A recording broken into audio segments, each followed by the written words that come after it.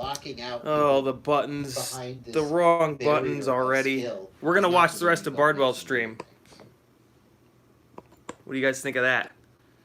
Oh, this is going to be I a would love to terrible... be able to fly a racing drone or a freestyle drone where I don't have to. This is going to be a fly terrible software every time replay something breaks. I can't. for anyone, but I don't mind doing that. maybe they missed but I would Joshua's love stream to as not well. have to do it. The problem is that just the quality isn't there. We don't have standards. This like isn't the terrible. PCI standard, you know, the SCSI standard, whatever.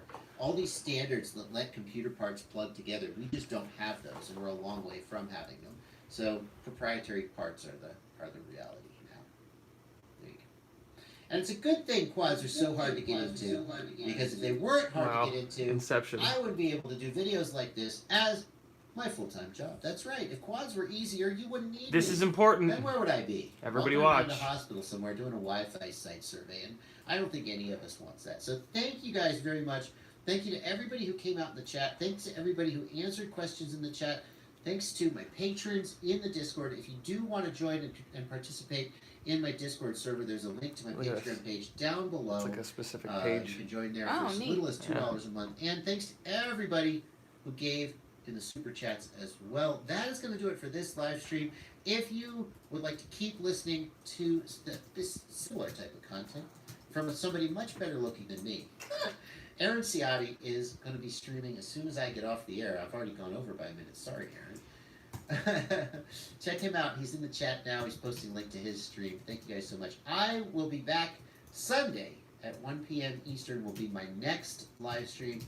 I stream Sundays at 1 and Mondays at 8. And look for great content through the rest of the week on my channel. I'll be finishing up the Stinger Swarm forged carbon frame build. And then on Wednesday of this week, I think it is, maybe Thursday, I went down to Atlanta and I flew with Stingy. I told him, you do a trick and I will copy your trick, even if I crash 1,000 times.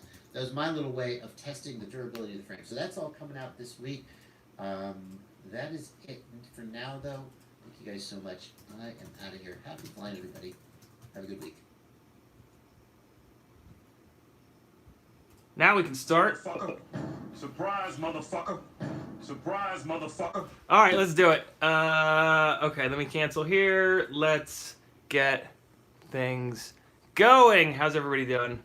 All right, I've got buttons that I need to push. Let me leave this up here. I gotta drag this over here. And this one just for fun. All right, awesome. Twisted. Hey, man, gotta respect that guy for a lot more than just this. Okay, so let me get to Noah. I've gone backwards on this quad. It's now from scratch. That's the name of this stream. Yeah, we went backwards. I'll talk about that in a minute. But first off, I had a horrendous allergy attack about a half an hour ago for no good reason. So apologies for the sniffles. They probably won't go away all night. But, story of my life right there. I have terrible allergies, and I got allergy shots for a bunch of years to try to take care of it, and it helped a little bit, but obviously not enough. So you guys get to listen to me horking and hawking and shitting and shopping and flipping and flopping. All right, so we've got the Publix $1.60 tall boy. Kristen has one in the other room as well. So we'll suffer through these for the sake of, good streaming. And frugality, yeah. This is where we're at in terms of budget in life right now. But that's okay. There's a hair in my beer. Well, I'll bring the hair up towards the surface, and then I can pick it out. Look at that. The champagne of beers, because there's no flavor or alcohol or anything in it. It's just water with horse pee. Let me get caught up on the chat real quick. I'm going to fly through the chat so we don't get hung up like I always do. We're early, Jason says. Josh sent me. Bardwell, what frames are you using? Nice. Exactly, should have posted the link at the end. I posted the link a couple times, whatever. Had my first flight ever, Diatom 349. Awesome, Bren. What you got tonight, Ciotti?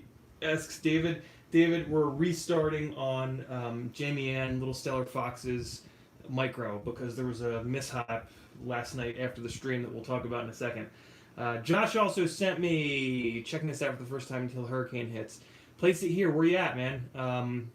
We being Kristen and I, my wife and I, moved here to Atlanta 3 months ago from Charleston, and my Miata is actually stuck in Charleston. The engine blew up on the way down, on the way here, during the move. So I'm not too thrilled about the hurricane either, because it could very well just wash my car out to sea, and I'll never see it again. So that sucks. But first world problems.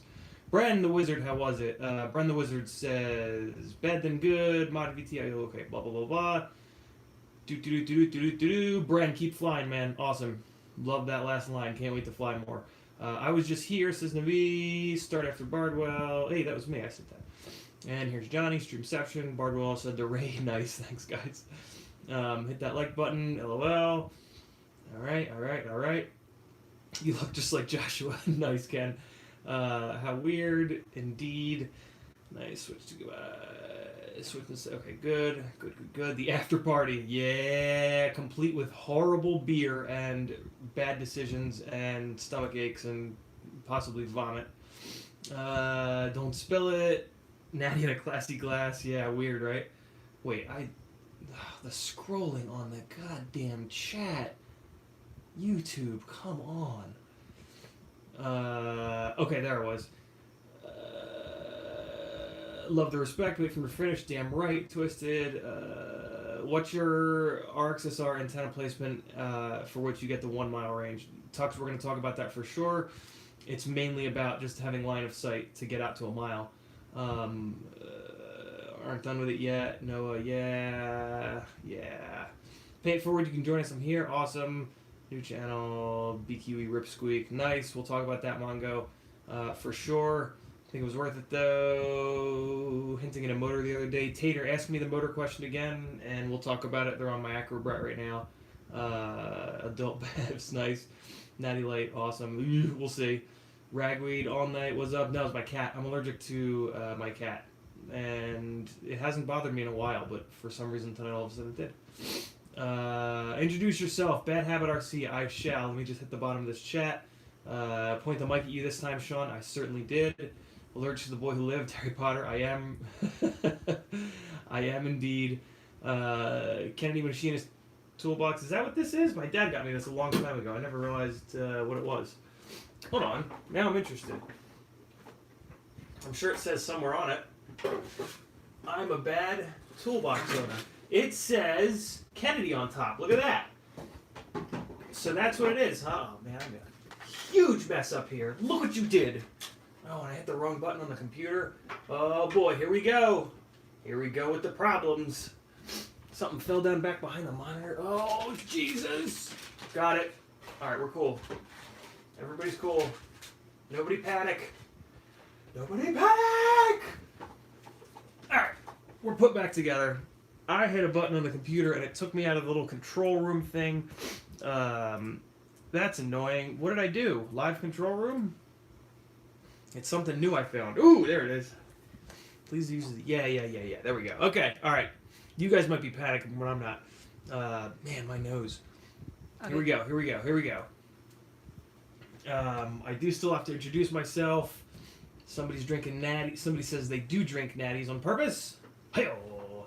Natty Light since I lived on the streets in St. Pete, Mike. Yeah, I don't think I've ever had one. Maybe back in college. Maybe. But it's almost 20 years ago.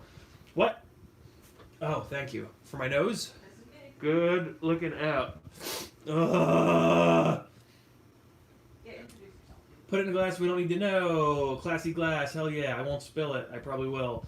Only thing worse, Natty Daddy. Oh my god. Doing the live build, yes, let's make it happen. Deal, Ken. Horse pee is what some people want. Did I make it? Yes, you made it, G-Dub. Is that a mini alien? Kinda, sorta, a fatal. We'll talk about it. Ordering parts, copying this build, gonna blame me if it flies bad. Z-Day key. Great. ZDK, it will not, but you can if it does. JB sent you here. Glad to have you, Steve. St. Augustine. Oh, God, place it here. I'll be crossing my fingers for you, man. Hopefully it just implodes. We'll shoot nuclear weapons at it. That'll fix it. Ugh, what an idiot. X-Frame, any thoughts on mixers? Mixers? Kyle K. I don't know what you mean by mixers. Noah is correct. CB 2.5 or 3.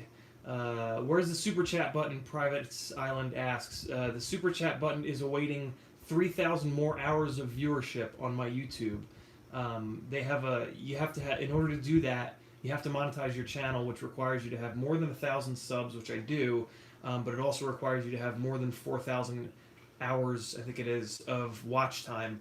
And over the last year, I have not put up many edits. I've been mainly just spending most of my time flying and repairing over the last year, so I'm not even close. I was at like 800 last week of watch hours, so I'm not even close to that, but these live streams will certainly help, and you guys will certainly help. So love every one of you. We'll get there. We'll do it together, quite literally, because, you know, it's the only possibility of that actually happening.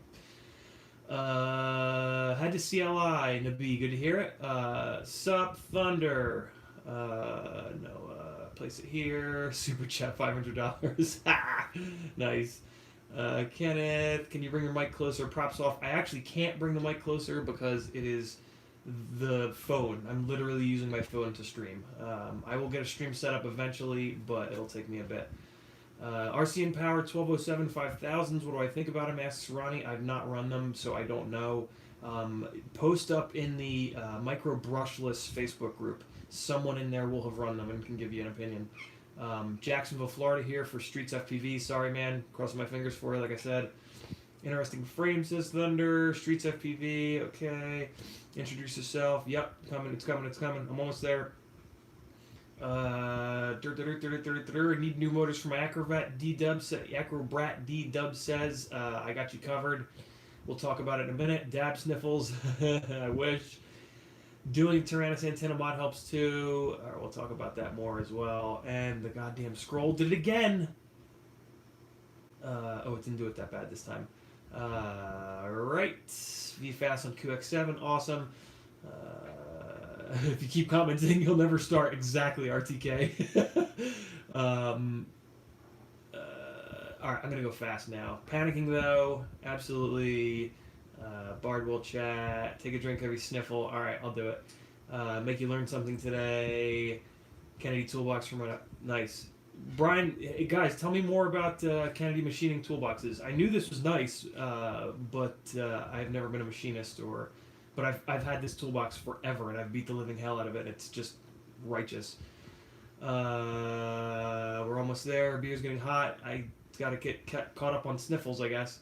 That's a good wife. Damn right she is. She's the best. RTK rolling 20s.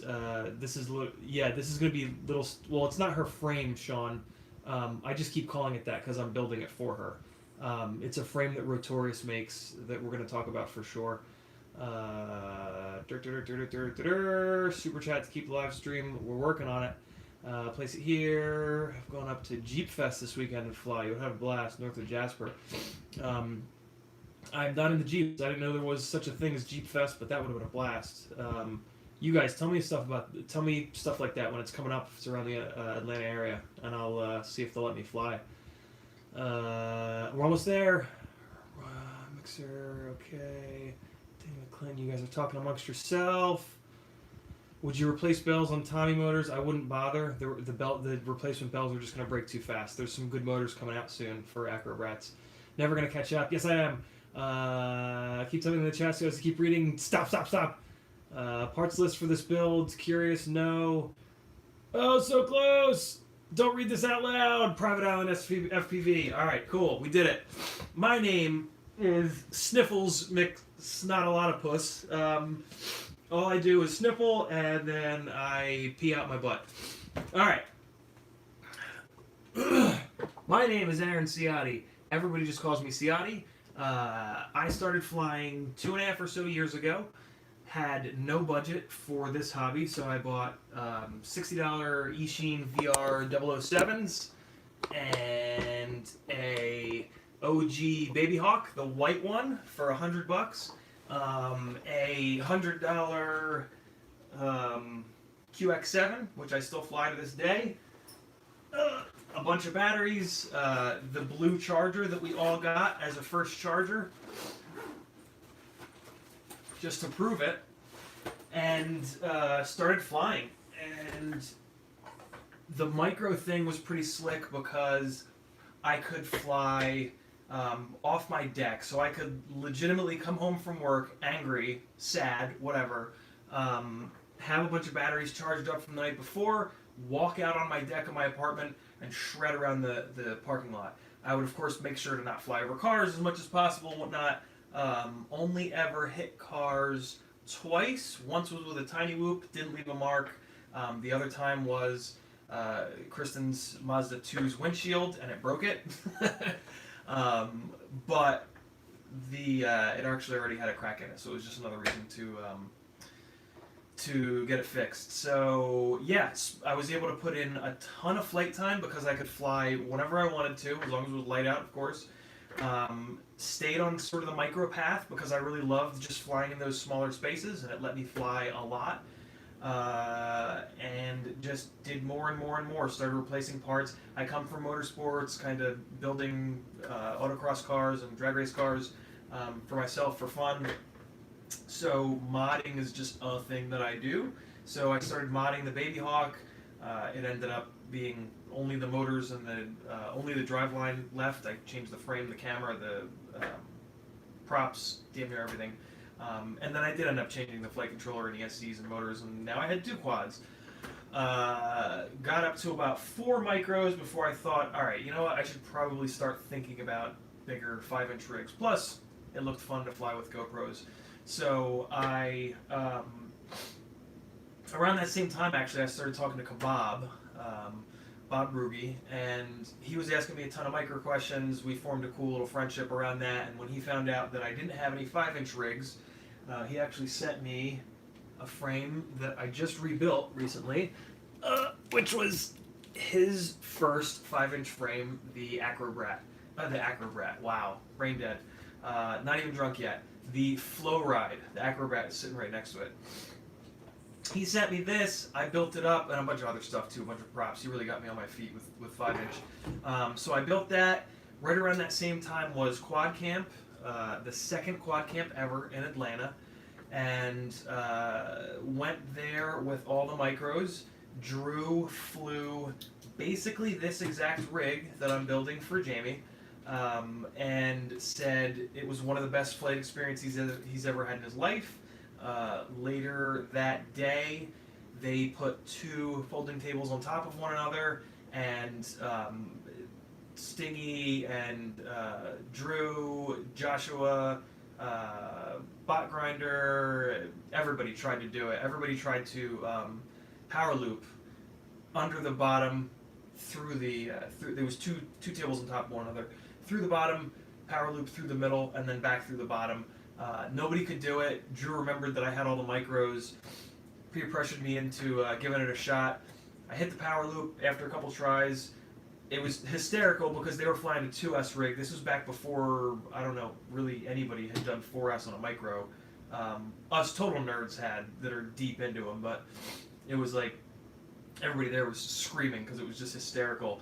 But then I asked somebody if I should Matty it as well, and then nobody believed I could. I did it. That's what kind of launched me a little bit. That'll forever be probably like the little welcome video on my YouTube channel because it's just perfect. Like hearing everybody scream and like it's got a little story to it. And it was just so fun. I put like 20-30 hours into the edit on iMovie. Managed to like actually max iMovie out to the point where I couldn't add I had to remove subtitles that I was adding in because I put too many in there. It literally would crash every time I would put one extra subtitle in. So I had to go back and take some subtitles out just to finish the damn thing.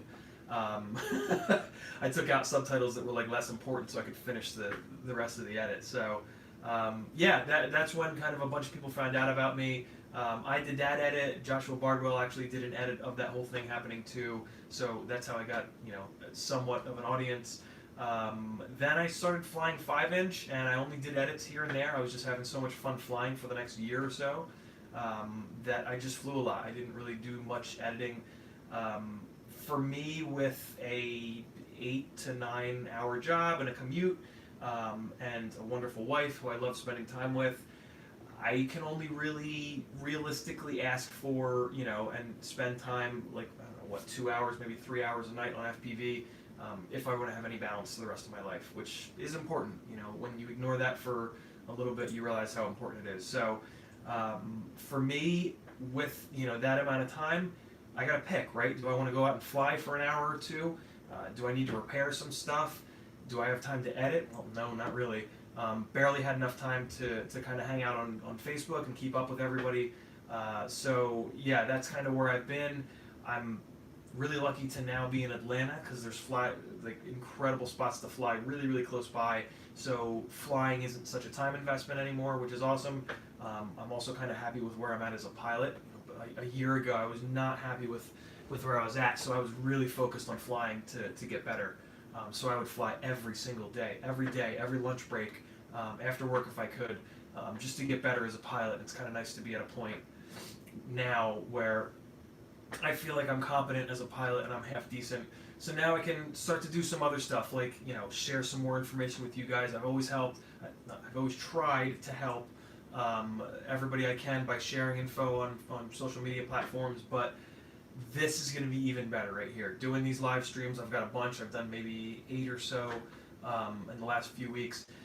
This is what I want to do. I want to be able to spend more time talking about the combos, trying out the different combinations of props and frames and flight controllers and motors and voltages and whatnot. So glad you're hanging out.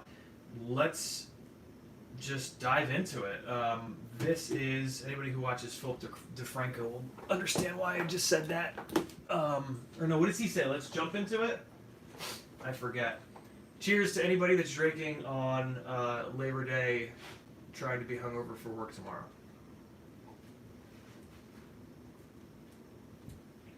All right, let me get this thing pointed down at the build. All right, let's see what we got here. So there's an intro for you guys. I might clip that out and actually use that somewhere. Probably not. I'll probably forget. I gotta get the eyeballs from the, at least one of the eyeballs in. There we go. Just get them in. It's just on the corner a little bit there. Hey, buddy. Yeah, this toolbox has been great. It's funny that I'm not surprised though that my dad got me something awesome. But I appreciate you guys educating me on it. That's pretty slick. All right, so there's some stuff that we want to talk about. I'm going to ignore the chat for a minute because we have a couple topics, and that'll actually allow me to, in theory, do something on this build. If you haven't been to my live streams before, typically the way it goes is I'll do maybe one thing, maybe no things whatsoever on the actual build that I've put in the thumbnail and in the title of the video. I'll look over at the chat, I'll see something shiny, somebody will ask a good question, and then I'll just talk about that question for 20 minutes while gesturing with my hands instead of working on the actual thing in front of me. And then in that time, another good question will come up, and then I'll gesture towards it and talk more about that. So it's just a lot of hands moving around here, not a whole lot of work getting done on the things that I should actually be doing. But what's cool is you guys are asking great questions. So Nabi says, why are you ignoring us? I have to ignore you guys because I want to talk about this. So any important questions that have been asked in the chat, I have not been looking over there. You're going to have to ask it again. I apologize for that, but don't ask it now because I'm not going to look at the chat for another couple minutes because I want to talk about this. Jamie Ann, Little Stellar Fox, traded me a whole bunch of 2407 motors, these Lumineer Jib Jabs, 2407 1700s, because I wanted to build a 5.5 inch medium range rig. And what I wanted to do for her in return was build her a 3-inch rig. So this isn't her frame per se, but this is the frame that I've flown pretty much for this entire time. This is right here. This is basically version 2. At Quad Camp, I was flying essentially version 1 of this frame. It's essentially just a shrunken down alien when it comes right down to it. Version 1 was called the CB122. That's what I was flying there. It was a 2.5 inch rig. Then this was sort of the second iteration of it. It also gotten blown up to 3 inches. You could get a 3-inch or a 2-inch. You can tell this is version 2 by not that this matters, but the motor holes aren't cut all the way through.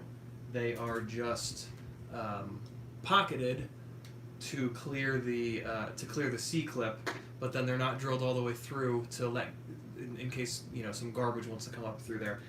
That didn't turn out to be the best of ideas because there are certain motors that have longer motor shafts in the bottoms and it'll hit the bottom. So that was kind of a lesson learned on version 2. Along came version 3, which is just basically the same thing but with that punched all the way through. And for the last 6 months to a year, we've been working on, not doing much work because it would be done by now, but we've been refining the removable arm version of this, which is what I fly now, but it's just prototypes. So at one point, Jamie had said to me that she really likes unibody. She really prefers unibody 5-inch frames. So I had this floating around. I thought this would be an awesome build for her. It's going to be a 3-inch unibody. What's nice about this, it's a little bit heavier. Well, no, I guess it's the same weight as the removable arm one, but it's nice to have those removable arms, of course, right? But what I really like by this is, since it's 3 mil all the way through, basically on the removable arm one, the center section because it doesn't need a lot of strength and to make up for the extra weight of the hardware, the center section is a little bit thinner. But on this one, it's got the unibody. It actually ends up being a little bit stronger in here as a unibody because this whole plate is 3 mil. So it's kind of interesting. Like if you slam this hard enough, yeah, you'll break it and it'll be a pain in the ass to swap it out because it's a unibody. But I don't think. Let's say this. I challenge Jamie to break this because this is proven to be really, really strong in 3 millimeter. So yeah, I think this is going to be a great kind of fit for her, so she doesn't have to work. She's not. So for me to work on micros, it's very easy. I have all the parts, I have all the screws, I have everything I need. This is the first time I've built somebody else one of these, and it kind of occurred to me like I got to build it to be bomb proof. I don't want to build a removable arm one of these and then there's an M2 screw that gets bent and she doesn't have one and she's got to go hunting for it. I would rather just build something that's as bomb proof as possible, so that it doesn't break, and she's got her micro in her bag to test the noise floor places, test RF, test video, stuff like that. The micros are really, really nice to have around for that. Or if you hit a really awesome spot and there's a bunch of people there. This rig is being built with RCX 1304 motors. It'll run on either 2.5 or 3-inch props pretty well. So this will just be like really, really nice for a bunch of different situations. I am of the firm belief that everybody should have a micro. It just makes flying sketchy spots so much safer. And it's just really, really nice to have something that you can fly anywhere without worrying about killing people or animals or the like. Let me wipe the snot out of my nose and I'll take another drink because that's the deal. Sniffles for drinks. So, this is technically called the CB3, made by Rotorius. Nowadays, the removable arm version of this frame is going to be called the Ripper. It's going to be called the Rotorius Ripper DX. And there's a chance that down the road there might be a Rotorius Ripper AC. For anybody that knows my actual name on Facebook, those two initials will make sense. But I'm actually a huge fan of the current prototype, the current prototype that I've been flying for a long time. It's awesome. If I hit an arm hard enough, it will break. I'm fine with that because I firmly believe that I'm gonna sneeze. I firmly believe that I'm gonna sneeze, and also that on a hard enough hit, if the arm breaks and lets go, it'll reduce some of the stress on the motors. So I think there's a nice balance, like building a frame that's fully sneezing coming, doing a frame that's totally bomb-proof. The shit rolls downhill, right? The energy is going to go somewhere. It's going to either go into the you're going to get more of a buildup of energy in the motor that's going to completely obliterate it. Maybe it doesn't just break the bell; it breaks the bell and the stator. That sucks. Or it's going to start breaking things that are inside the frame, collapsing the standoffs, things like that, and now you're dealing with a broken stack potentially. So I've kind of, this is something that Kebab kind of talked a lot about with his Flow Ride, and then the evolution of that into the Flow Style, I think it was called, and now the Glide. Let the arm break. As long as the arm is easy to replace, let it break. That's completely fine. Swap it out in the field, and away you go. And if you saved your motor, that's a lot easier to swap. So yeah, I've kind of come to really appreciate that approach. It's hard. Supposed to be moderating Bardwell direct competition. Nice, Cameron.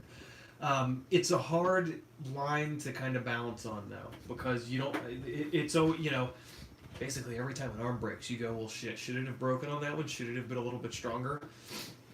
Noah says start the build. Good idea. Here's what happened last night.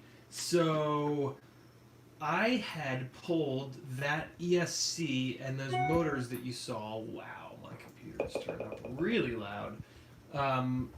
It was an ESC with motors connected to it that I'd pulled out of another rig, and I forgot. I guess I forgot why I pulled it out, and it was because I filed these the mounting holes, which I did years ago and had terrible luck with, and I guess I kind of forgot that that I'd had such bad luck doing it. So I did that again, and it wrecked the ESC. Sometimes these idiots run traces up here through the corners. So yeah, after the stream the other night, I just thought, you know what? Let me check this Squid. Squid being an ESC with motors connected to it. I thought to myself, let me check the Squid and just plug a battery in real quick. And I did, and the one motor went up in flames and blew up the ESC. So took it all apart. So now we are literally back to scratch. Although I guess not total scratch because the power lead is soldered on. I actually pulled this. Out of another build. I just finished up a 1306 build with the Caddx Turtle, and I flew it a few times. Could not believe how bad the feed was from the Caddx Turtle, so I didn't feel bad tearing this apart and pulling this ESC off of it. I am super spoiled by the Tarsier. The Tarsier FPV feed is amazing, so I'm very, very, very spoiled by that. If only the rest of the Tarsier was not horrendously bad. But hopefully the RunCam dual lens setup will be slick. Alright. Prop Pirate rather, raises a very important question. When and where can I get the frame? You'll be able to get it from Rotorius's website. The best way to keep up with Rotorius is to join their Facebook group. Hey, Noah, can you do me a huge favor and throw a... oh, you can't because you're not a moderator, but I can probably make you a moderator. Put user in timeout. That's what I want to do, right? No, add moderator. All right, no, you're a moderator now. You can put links. Do me a huge favor, brother. Throw a link to the Rotorius FPV Underground is the name of the Facebook group. And yeah, that's where you want to go to keep track of this frame, which should be out in the next month or so. If you can't wait that long, the B-roll, which is made by... Who's that made by? This is terrible because they're the shop that makes Kevin's frame. X-Hover. Woo! Can't believe I forgot who the name X-Hover. Yeah, if you can't wait, get that one. It's awesome. It's a little bit more expensive, but it's righteous. Thank you, Noah. You are the man. Let's build this quad. No, first, somebody asked me about receiver antenna placement. Putting them up on the front arms, putting them out off of the front arms is great, but the coverage is not great. When you put them up here on the arms like this, you get... they're very protected from the props, and you won't get prop strikes, which is awesome. But they're never perfectly vertical. They're always at an angle unless like you're in a weird kind of cocked turn. So you basically never get a perfectly vertical antenna. When I switched my RXSRs over to this pattern here, it really helped. When you're going really fast, long distance, you have an antenna that's almost perfectly vertical, and more importantly, your video antenna is almost always vertical because you pretty much. I still lose video before I fail safe on FrSky, and then the other one being here. If you ever stop, then you've got a perfectly vertical antenna. If you just hover, you should get really good radiation patterns. So that's how I've been able to get RXSRs all the way out to a mile. But that being said, a mile at the beach. I'm talking line of sight. Just like with Crossfires, you're not going to fly behind buildings for a mile. Crossfire can't do that. Nothing penetrates like that. But yeah, if you've got line of sight, just like when the Crossfire guys talk about going out 2, 3, 4, 5, 6 miles, you better damn well believe they have line of sight. If you do the same thing with FrSky, and all your stuff is working right, you should be totally fine. Does it matter how close RX and VTX antenna are apart? Yes. In the B, you want to try to get at least as much space as I just showed you there. If you have them right on top of one another, it's not great. Try to get, an inch in between them maybe, just as much as you can, right? Figure out how you like your antennas set up to where they don't get chopped up, and then just work from that. All right. So I think that was everything that we wanted to talk about. I'm going to keep somewhat of an eye on the chat, but I am also going to try to actually get some of this build done. So I'm going to miss. Ooh, it almost happened. It almost happened. All right. So you guys have seen the proof that I'm drinking natural light. Low tone missed the antenna conversation. I'll give you a 10-second version of it. Put your antennas in the back like Steel does it, so that when the quad is stood up like this, going fast, you've got an antenna that's almost perfectly vertical. Try to get your video antenna like this, so that it's at a 45, because most of your cruising is at about a 45, and you always want your video to be the strongest. Try to get some space between all three. You never want them right on top of one another. It doesn't help matters. That's it. If you want the most ultimate durable setup, put them off the front arms, because you get roughly a V pattern when you do that. Just put a zip tie on the arm, just like I've got this zip tie holding this race wire down. I would just not clip this. Let this zip tie come out, run the wire down it, shrink wrap it to the zip tie. Having them here, like this, is a very, very durable setup, and as long as you don't push far, it'll totally work. Done.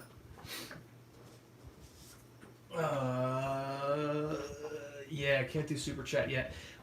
But all right. So you guys are super cool, asking about wanting to support me. I really do appreciate that. Here's how you support me until I get 3,000 plus more hours of viewing time on my videos. I mean, if you want, you can go watch my videos. That's cool. But if you don't want to suffer through, my flying and not much talking, but there you go. There's a link to my Patreon. I should put it in the... Did I put it in the description of this video? I think I tried to. I did. Okay. It's also in the description of this video. Let me edit it, though, because I think I put the wrong link in there. No, I got it. Okay, we're good. Yeah, so it's also in the description of this video. Let me just let this load real quick. Bear with me. Changes saved. Okay. Alright. Now we're in it. Stop. There it is. Okay.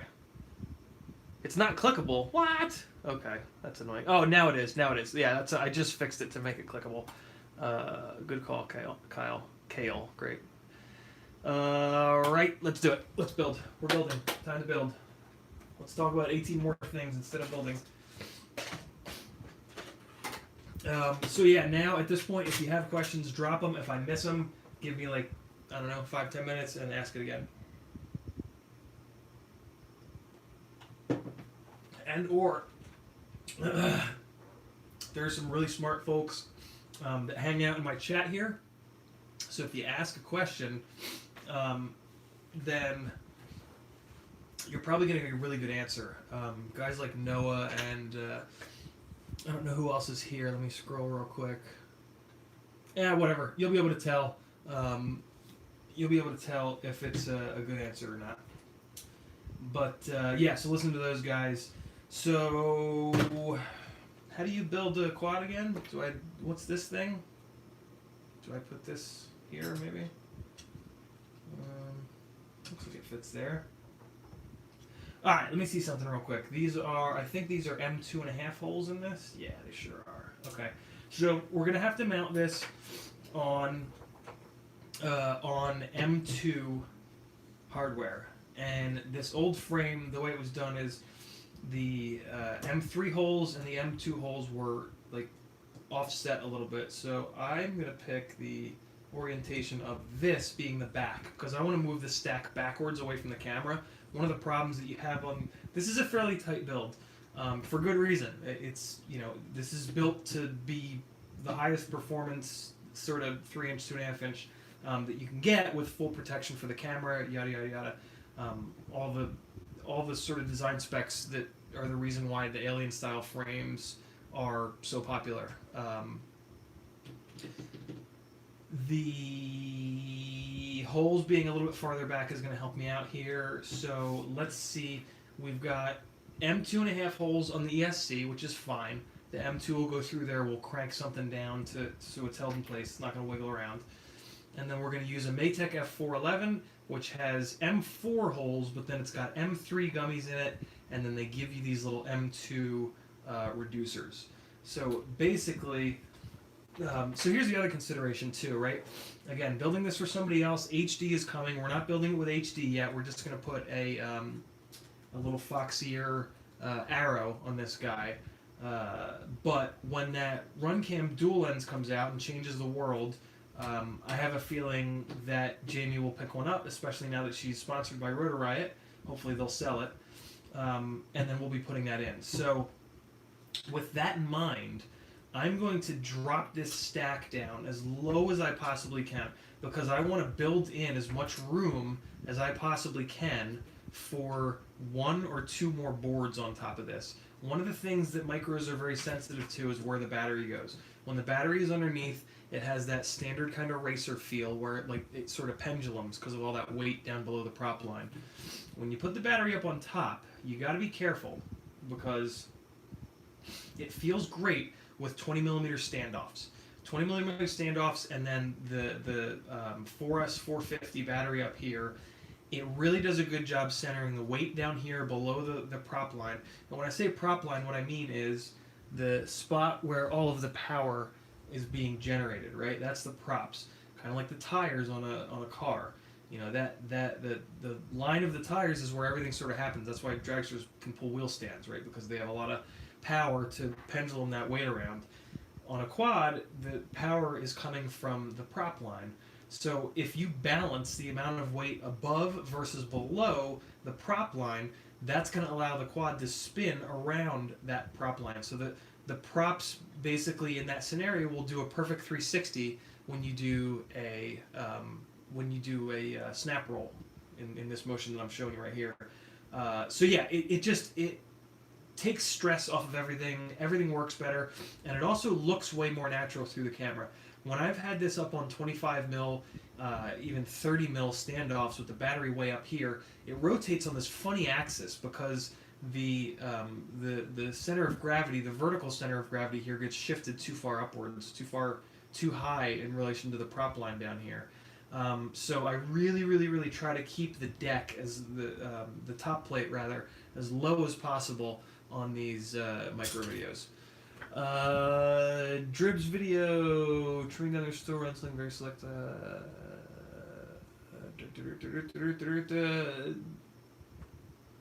Yeah, I don't know. They still, last time I looked on their website, they still had a bunch of stuff, and I think that was after that announcement. But I guess I should look. How are you doing on your tall boy there, Kristen? All right, let's see. We're about even. I'll let her check. Yeah, we're about even. All right, we're even. Oh wait, no, we're not even because I haven't no. tried any of this yet. All right, so I gotta catch up. I'm a champion. I'm gonna get drunk. I'm sick. I might as well be drunk too. I'm not sick.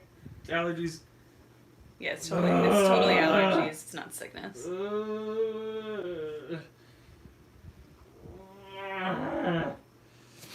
right.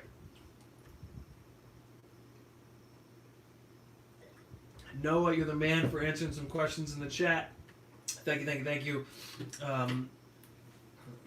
So yeah, let's slam this stack. I also just like to kind of slam these stacks anyway. They don't get too hot. There's pretty much no reason not to, as long as you don't half-ass it. If you half-ass it, you can have a component touch carbon, and carbon is conductive. So yeah, don't do it if you're not going to give it the time to do it right. So first things first, when slamming a stack as low as possible, take your ESC, look at the pads for the motors, and see if it's double-sided. This one is double-sided, meaning that there are pads on either side, which I've already pre-tinned from the previous build this was in. So what that means is I can mount this either way, upside down or right side up. Technically, even if the pads were only on one side, you could still mount them with those pointing down. It would just be a horrible pain in the ass to work on. In that case, you would want to run the little tiny race wires, of which I'm out of, so that if you ever had to remove a motor, you could do it on the race wire because your pads would be buried underneath. But luckily, this is one that's double-sided. So lots of options. The next thing that I start thinking about is, what's the tallest spot?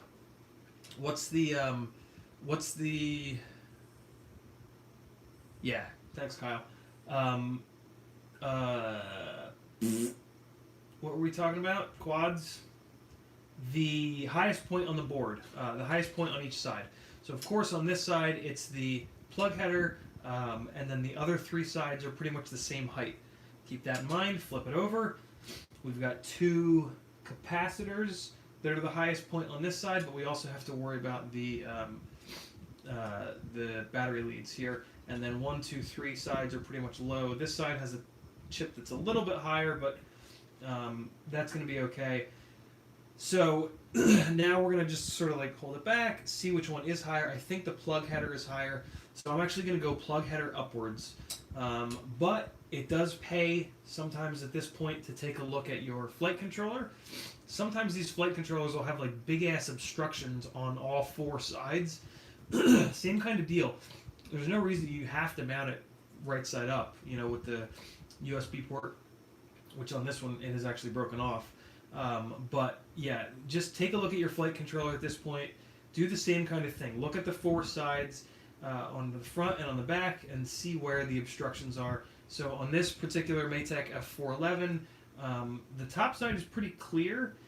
There is this boot button here, so that one side is kind of obstructed, but 1, 2, 3 sides are pretty flat. We do, of course, have the wires here for the camera poking off of it. Let's look at the other side. Now on this side we've got a lot more wiring, which we can change if we need to, but we also have a bunch more junk too sticking up all over the place, which is why most of the wires are on here, on this side. When I've got a bunch of random junk sticking up like this on the back of the board, I'll run the wires on that side so I can kind of tuck them in between those tall bastards. Tux, ask your question again, I'll get to it. So one of the things you can do is, and what I'm going to do on this one, I'm noticing over here on this side that it's very, very flat. So this is kind of a perfect scenario, right? I've got a nice flat spot where I can put that plug header, and then I've got the rest of this junk taking up all this space, so I'll run the wires in between all these other gubbins and whatnot.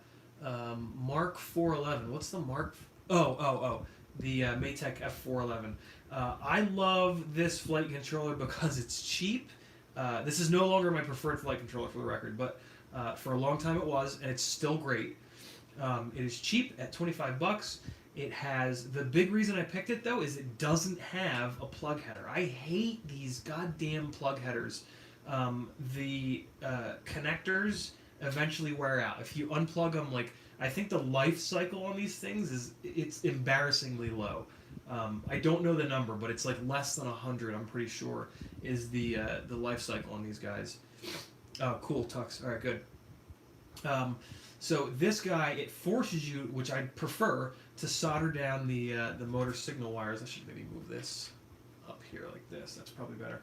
It forces you to solder down the motor signal wires, which I really like. So that is why I initially picked this, and mainly, like I said, because it was only $25. It also has great gummies. These gummies are like a really nice rubber. And they really do a good job at soft mounting this flight controller, which is incredibly important with micros. Soft mounting with micros. It has to be good. It has to be nice and kind of loose, but it also can't be too loose. It can't be like wobbling all around, because then it'll create its own incorrect vibrations. Soft mounting is super important on micros. I'm going to show you how I build, and then you can mimic me, but there is a lot of sort of trial and error to it. So that's how I'm going to mount this. I'm going to mount this with this plug header, even with this. So now I can kind of line it up like this. What did I say my front was going to be? My front is going to be to the right, because I want this thing set back on these M2 holes. So if I mount the ESC like this with the plug header out the side, here's my empty space. I'm going to mount this guy like that. So now I'm looking at my signal pin header here. I have enough room to wrap that around and plug it in. That's good. I probably have enough space on the VTX. Yeah, so that's perfect. So if I do that, then the VTX comes out the back here. That's good. This is the plug for the RXSR, so that's good that it's coming out the back there as well. I like to put that right on top of the VTX. This is basically how I build these. VTX in the back, laying flat on the bottom, and then the RXSR on top of it. I will VHB tape them and zip tie that whole package down, and then these two guys here, and of course the camera up front. Nice and simple. Can you run cam off VTX if it has this 5-volt reg? Absolutely, to be absolutely. That's actually a good way to eliminate a lot of noise. So this is looking good. I probably want to orient the ESC in this way. The only other thing I want to think about, since I would love to not have to remove this battery lead, is make sure there's enough slack. Make sure it's not going to get in the props. Yeah, this will be all right. I'll be able to put it through the, once the top plate is on, the battery strap will be here. I'll be able to run it through the battery strap. I run the batteries with the connectors coming out the back, the leads coming out the back rather, so I can just plug it right in here, and we'll be good to go. So this should be a pretty slick little setup. This over here. So now we want to get this ESC mounted as low as we possibly can. Again, like we talked about, there's two big capacitors. Those are going to be the main things that we have to clear, and we're going to mount it up on M2. So let's do that. You guys probably don't have a big OCD set of every single screw that's ever come with every motor, frame, ESC, anything that you've ever bought over the last 2.5 years. But luckily for you, Race Day Quads, maybe Rotor Riot, have an M2 hardware kit, which will give you like the M2 by 4, 5, 6, 7, 8, maybe even some of these long ones. So go get you one of them. My choice of VTX is the TBS Pro 32 Nano.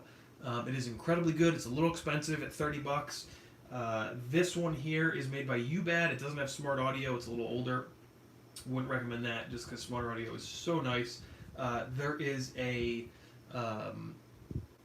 Eachine VTX 03S that I've personally run a bunch and really love. The only problem is you've got to get it from Banggood. And then there is also a Nano Cricket that Noah, what's the name of that Nano Cricket?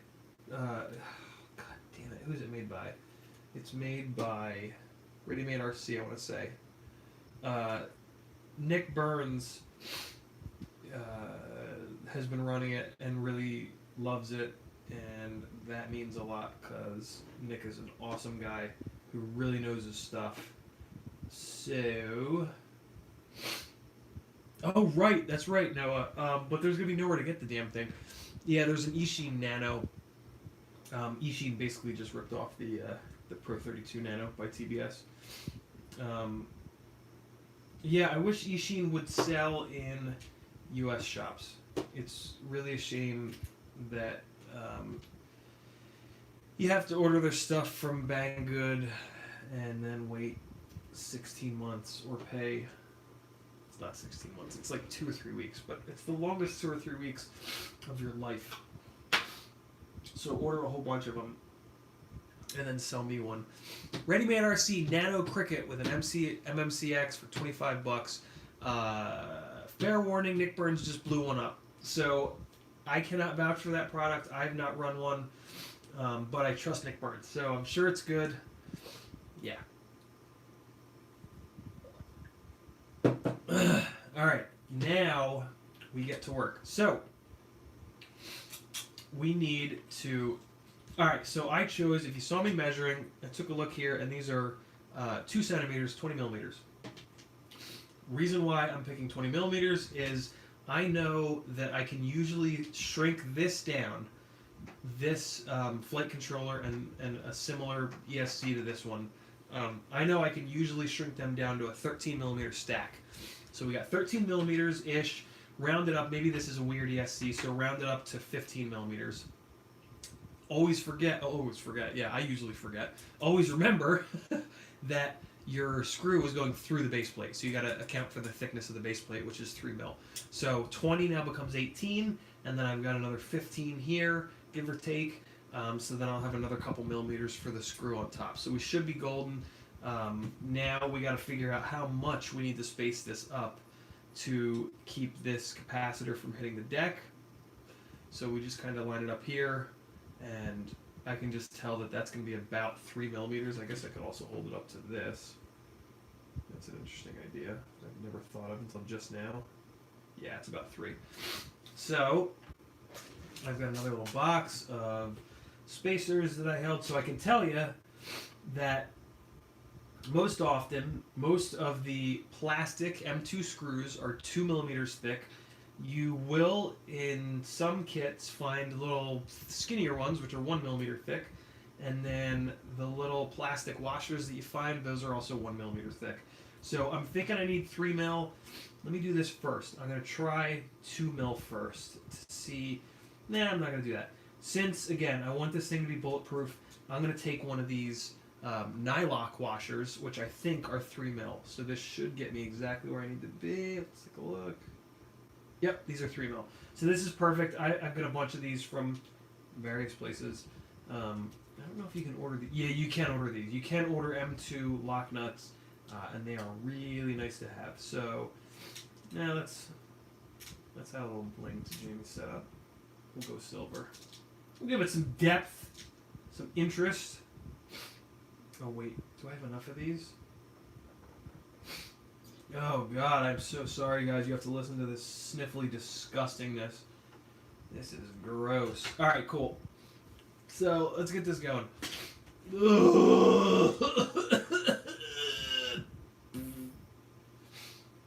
Alright. What is your motor size? On this one, Drone Dude, AZ from Arizona. Is that what AZ stands for? If you're asking about this one, Noah just answered your question. I'm actually putting the 4,000 kVs now on this Noah because last night when I plugged that squid in, it blew up the last 5,000 kV that I had. So this is now getting the 4,000 kV RCX 1304s, which will be totally fine because this is a 3 mil frame and those 4,000s do a better job with the 3-inch props. Which is awesome. The 5,000 kV 1304s on 4S with the 3-inch props, it really draws hard on the amps because it's essentially trying to spin a 3-inch prop faster than the amount of torque and power the motor can produce. So that's what's going on there. Alright, you know what I really need? I think I have it on my Amazon wish list. A little nut driver, like one of these from Wiha. a little nut driver in this for M2 and M3 nuts. Man, that would be nice. I haven't done an Amazon order in like 6 months. Jesus. All right, who else has questions? I'm just not gonna scroll the chat. You guys just have to just ask your questions over and over and over again. And it looks like Noah will just answer them all, which is super awesome. But at some point, I'll probably get sick of monitoring the chat for nothing.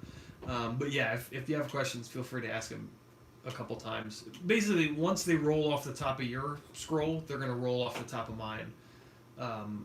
That's kind of. I wonder if there's a way to extend this chat window.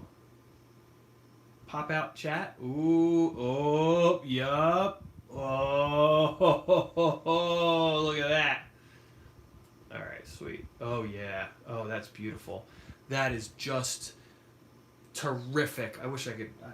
I'm not gonna point you guys at it. I just took a window and drug it really big, really tall, so now I can see lots of chat. I can see the chat all the way up to Noah answering the 400 milliwatt Ishin Nano comments. So yeah, there's that. I got that going for me, which is nice. Who knows what movie that's from? If somebody in here doesn't know what movie that's from, I'm gonna kill you all. I'm gonna hunt every single one of you down and attack you with brute force. That just now probably got me 15 strikes on YouTube for hate speech and violence. Yeah, you can always just scroll up. That's less fun though. Oh god. We're all dead.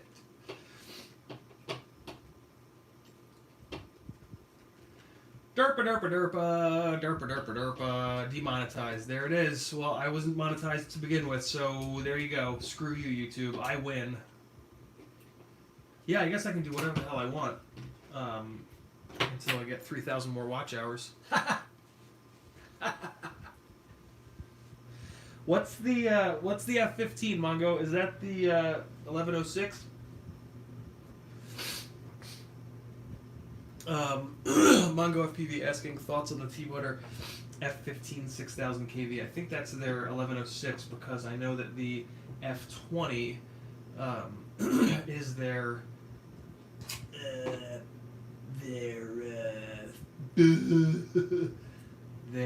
1408 for a little bit longer. Yeah, I don't like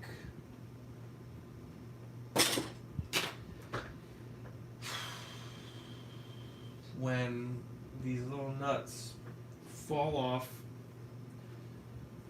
onto my lap and then onto this goddamn carpet, which is the worst part about this apartment. Ugh. Because it's this like ridiculous, just awful, shaggy shitbag of death. Oh, it happened again, guys. It happened again. I'm gonna find it though. Aaron Ciotti streams where you come to watch a big lanky goofball dig shit out of a shag brown carpet. Oh, come on. Really? Is it on the chair? Where is it? Who saw where it went? Somebody go to the tape. Somebody go to the replay. Oh, it's gone, guys. It's gone. It's gone. It's gone forever. I'll step on it in like a week. Oh, God. Oh. Get a magnet. Yeah. Yeah. I'll step on it and scream and then just absolutely... Oh, no. My nuts are fine. I did not lose them. 4 inches from the wall. Yeah, it's so goddamn true. It's always by a wall. It's always so far that I have to just stop everything and just look and appreciate the physics behind something that weighs 0.0 of a gram. I'm trying to stop hitting you guys. Traveled 20 inches from a 3-inch fall. Ugh. It's gonna bother me the rest of the night that nut is down there in the carpet. Don't swat me, guys. Don't you dare. Don't swat me.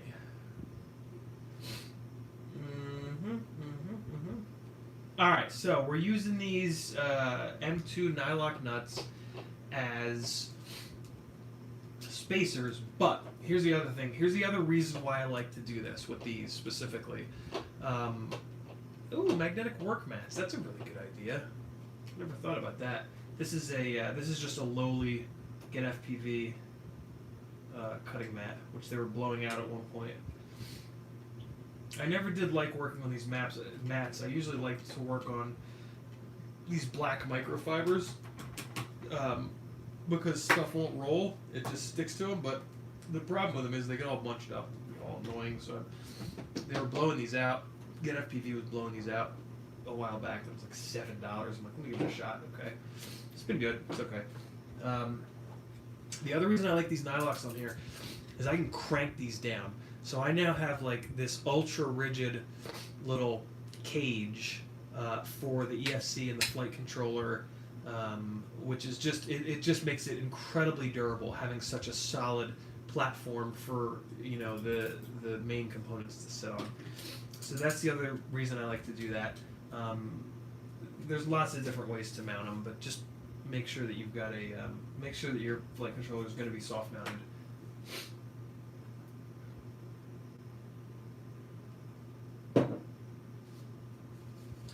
Okay, so we said that we were going to mount it this way, I think? Nope. We said we were going to mount it this way. Nope. This way.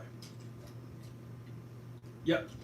So, again, we put it in the M2 holes that are shifted back a little bit because I'm trying to free up as much space in the front. And, yeah, that's good. So let's see. Perfect. All right, so now because of the fact, how many times am I going to sneeze? Christ.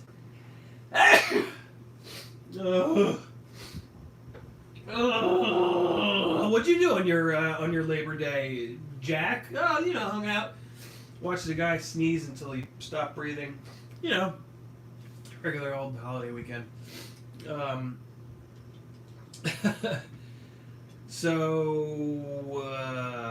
Things, words, more sneezes.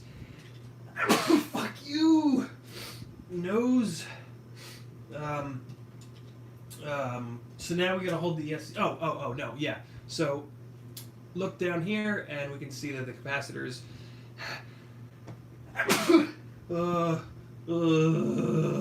capacitors are clearing the base plate, as are the battery leads. Oh, great, here we go again. Well, I hope you guys are having a great time because I'm dying. I might not make it through this stream. This might be Ciati's last stream. Signing off. Bye-bye. He died streaming. He died as he lived streaming. Ugh. The fan? Oh, yeah, shut the fan. Oh, No, it's so hot, though. The air is running. Shut that off because it's blowing dust around. You shut it off. I don't know. Oh, there's a switch. Yeah. This is ridiculous. Sounds ridiculous. Full blown attack. Full on allergy attack. Right in my face. Live streaming the argument. Don't you do it, Low Tone. What argument? Nothing. You come in here firing at me. I see how it is. Coming in hot. I wanted to see if you wanted a snack. Oh, she came to see if I wanted a snack. So I'm the asshole. I get it. I see. No, I'm good. Thank you, though. Okay. What are you making? I'm not making any. It was Well, you only came in for me. Yes. You lie to me. No, make my camera Make something for yourself. I'm not hungry. All right, good. See how I did that, guys? See that? What? I ain't saying. I know. So we're cool on the bottom. We have enough clearance. Because of the fact that we're hard mounting this, we don't have shots fired. We don't have to worry about it. If your ESC comes with the rubber grommets, which I don't know why the hell they're doing that. I guess maybe it can absorb some of the shock and prevent chips from flying off. But if your ESC has those gummies built in, at this point what you need to do is push down on that thing as hard as you can to really compress those gummies to make sure that like these battery leads aren't going to hit the carbon or any of the components are going to hit the carbon. But like I said, since we're just hard mounting this, we're good. I have it seated all the way down and we have clearance, so we're good there. Clearance, we got some clearance. Let's space the donkey up on the donkey, and then let's put the motors on instead. That'll give us some actual soldering to do. Nabi, see you later, brother. Any other questions? I love that. I love that magnetic mat idea. It has to be the whole mat, though. Tux, thanks for hanging, brother. I appreciate it. I'll try to do a surprise stream in the middle of the week for you guys, so it's not just Sunday, Monday. So yeah, for the surprise stream, you just have to be subscribed to get the notification on that one. All right, let's space this some of my bitch out. So at this point, if your flight controller didn't have gummies in it, you could use these little M2 rubber standoffs, or you could even put those below the ESC. But if you do that, you end up with a bunch of wasted space below the ESC because those are 5 mil tall. But let's do the things. So I think I want to. So now's a good time to just kind of line this up. See how low it'll go. That's going to be coming out there. Just get the wires like roughly right because you want to account for the wires kind of stacking up on top of each other. And just kind of see, just push down on it. When I push down on this, I can see I can get it all the way down to where the board touches the top of this, which is pretty slick. And what I'm looking for is how far down these grommets will go. So these will go pretty damn far down. Like if I space this up on just a washer, it'll actually be fine. And I might do that, or maybe I'll do like. And actually, the washers are 1 mil, remember. So I'll definitely do one washer, and I'll show you why in a second. Might do a second, I don't know. So here's the other problem. When you look at this ESC, really close, and I'm going to try to get in the viewfinder of the camera, or my phone, I should say. When you look at this ESC, look at the space, or the lack thereof, around these screws. Mainly like where this FET is and this little tiny capacitor, and then again on this side. You then look at these plastic washers that we have available to us, and you realize that it ain't gonna work. Hold on, let me drop it on there. I can't do it all awkwardly. Alright, so check this out. Right, it's all over it. Like, it's all hung up on it and shit. And this is super annoying. Well, that kind of notched down, but it still doesn't want to sit flat, because these goddamn ESC manufacturers just put the components all the way up into the holes, and that's important. Like if these don't sit down right, it's gonna potentially like bump the one side of the board up. It can even like push on those FETs unevenly, and if they get really hot, it could cause problems. So pay attention to that. Hold it up sideways like this and just push the washer down and see what happens. I actually did just get this one to go flat, so that's kind of cool. If it doesn't, though, it's no big deal. Just take them and cut a side off. Take your little washer, and take your little dikes. Technical name for them. Most people call them wire cutters. And just cut a side flat. You guys probably can't see that, but just chomp. Just chomp a little side off. And yeah, you'll be good to go. But it looks like they gave me just enough room on this one. So let's put these washers down and we'll see where we're at. All right. Checking each one. Make sure it's going to sit flat. Yep. And like I said before, I don't even know what this ESC is. It was here, and yeah. So see that one won't sit. They put this one FET all over this the hole for motor 1. So let me do one thing. Let me try. There's two different types of washer that I have in here. The one is gray. It's a little bit smaller. Although I can actually tell that's going to be too close. So I have a bunch of these that I've already kind of cut. They're just sort of pre-cut little washers. So let me use one of those. Let's get that on there. Yeah, I know I need a 3D printer now. But I get do without it, and I really don't have space or time. So I will muddle through. And luckily I have enough shit like this where I can get by. Sniffles, drinks.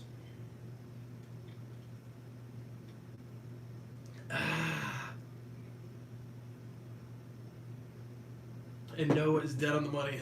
I like powering the cameras from the VTX because that's putting the camera behind even more filtering. And it also shares the same ground, which is easy. The only thing I don't like about doing that is you've got to run your power wires all the way from the back all the way up to the front. So sometimes I'll just power it off the flight controller just because, it's up at the front. Alright,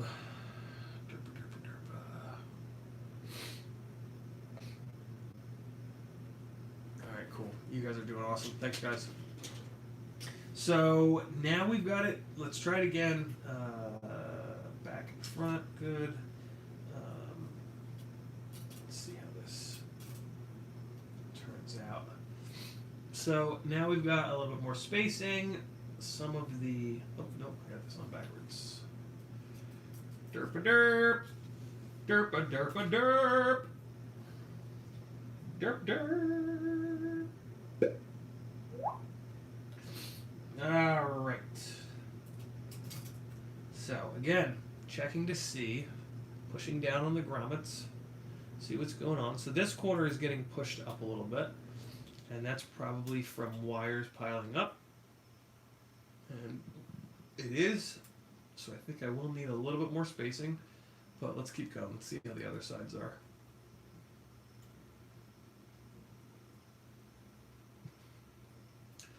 This side's fine. Let's try something real quick. Let's see if it's this corner that's bunching up that side. Alright, let's see how that is. Nah, it's just too many wires. That's okay. This would be incredibly slammed. We need another millimeter. That's okay. Let's get it. What else do we have? So now is when I'll look to see if there's something that's 2 millimeters, which I'm 99% sure I don't have, other than these little tiny guys, but I don't want to use those. Those are junk. So I'm probably just going to do another spacer. And what's cool is now we're now clear of those chips with the single washer, so the second one will just drop right on. So let's just do it. Let's just go to a second washer. 1 more millimeter of clearance.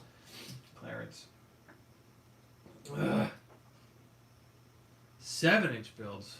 No, you're crazy with those big builds, man. Crazy. What motors are you doing? Those T-Motor Razor Stars? I think you said, right? Or is it just Brad that's doing those? I know Brad's got those. He's looking to move over to the to those Nutty Brother hobbies, though. The 18, there's 28 rather 06s, I think they are. Which will be good because that'll save a little weight. Oh, you're on those 2806s. Nice. Yeah, he wants to move over to those Racer Star. I don't know why I'm closing this.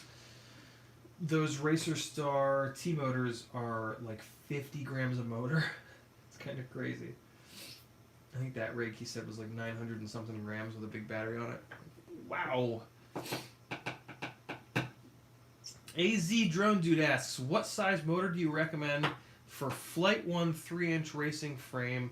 Is 1407 4000 kV okay? That's probably perfect, as long as you run it on 4S. I'm assuming that if it's a Flight 1 frame, you also went with Flight 1 motors, and this is their 1407 here, which this one that Jonathan Schizo gave me is actually 4200 kV.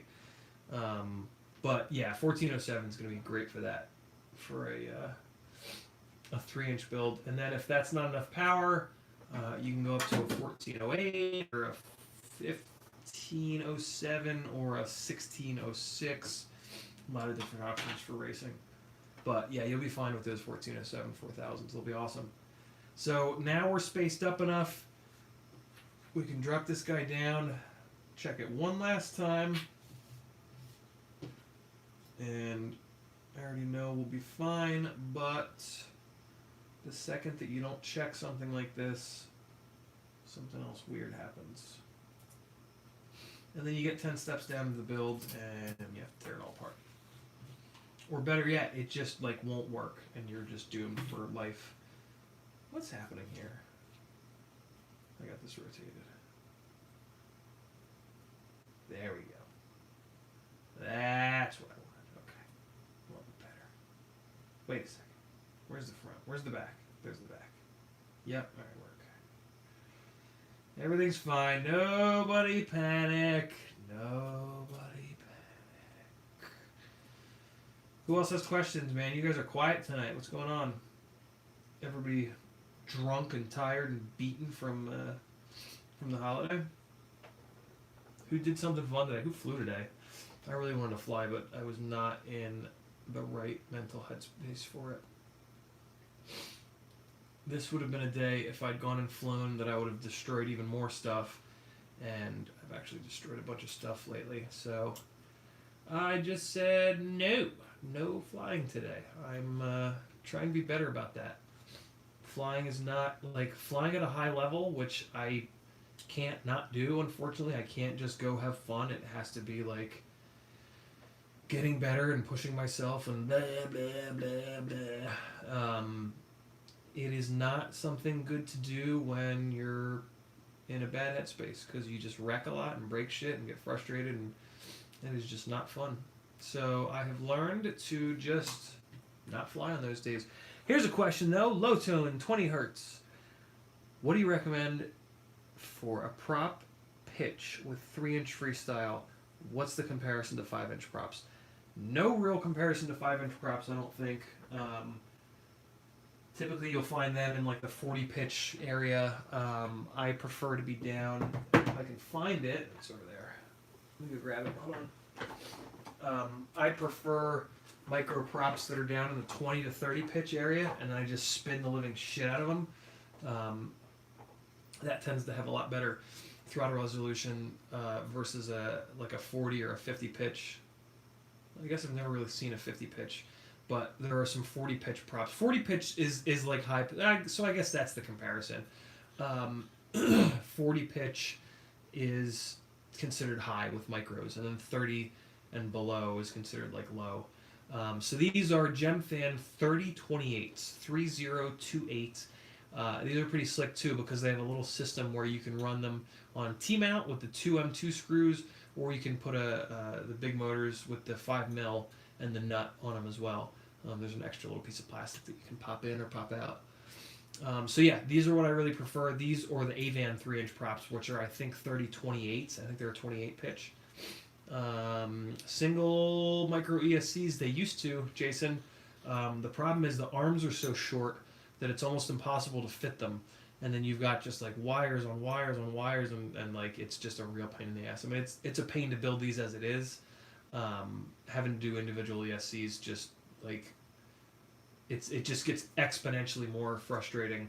These RDQ battery straps, I love them, but they're so stringy.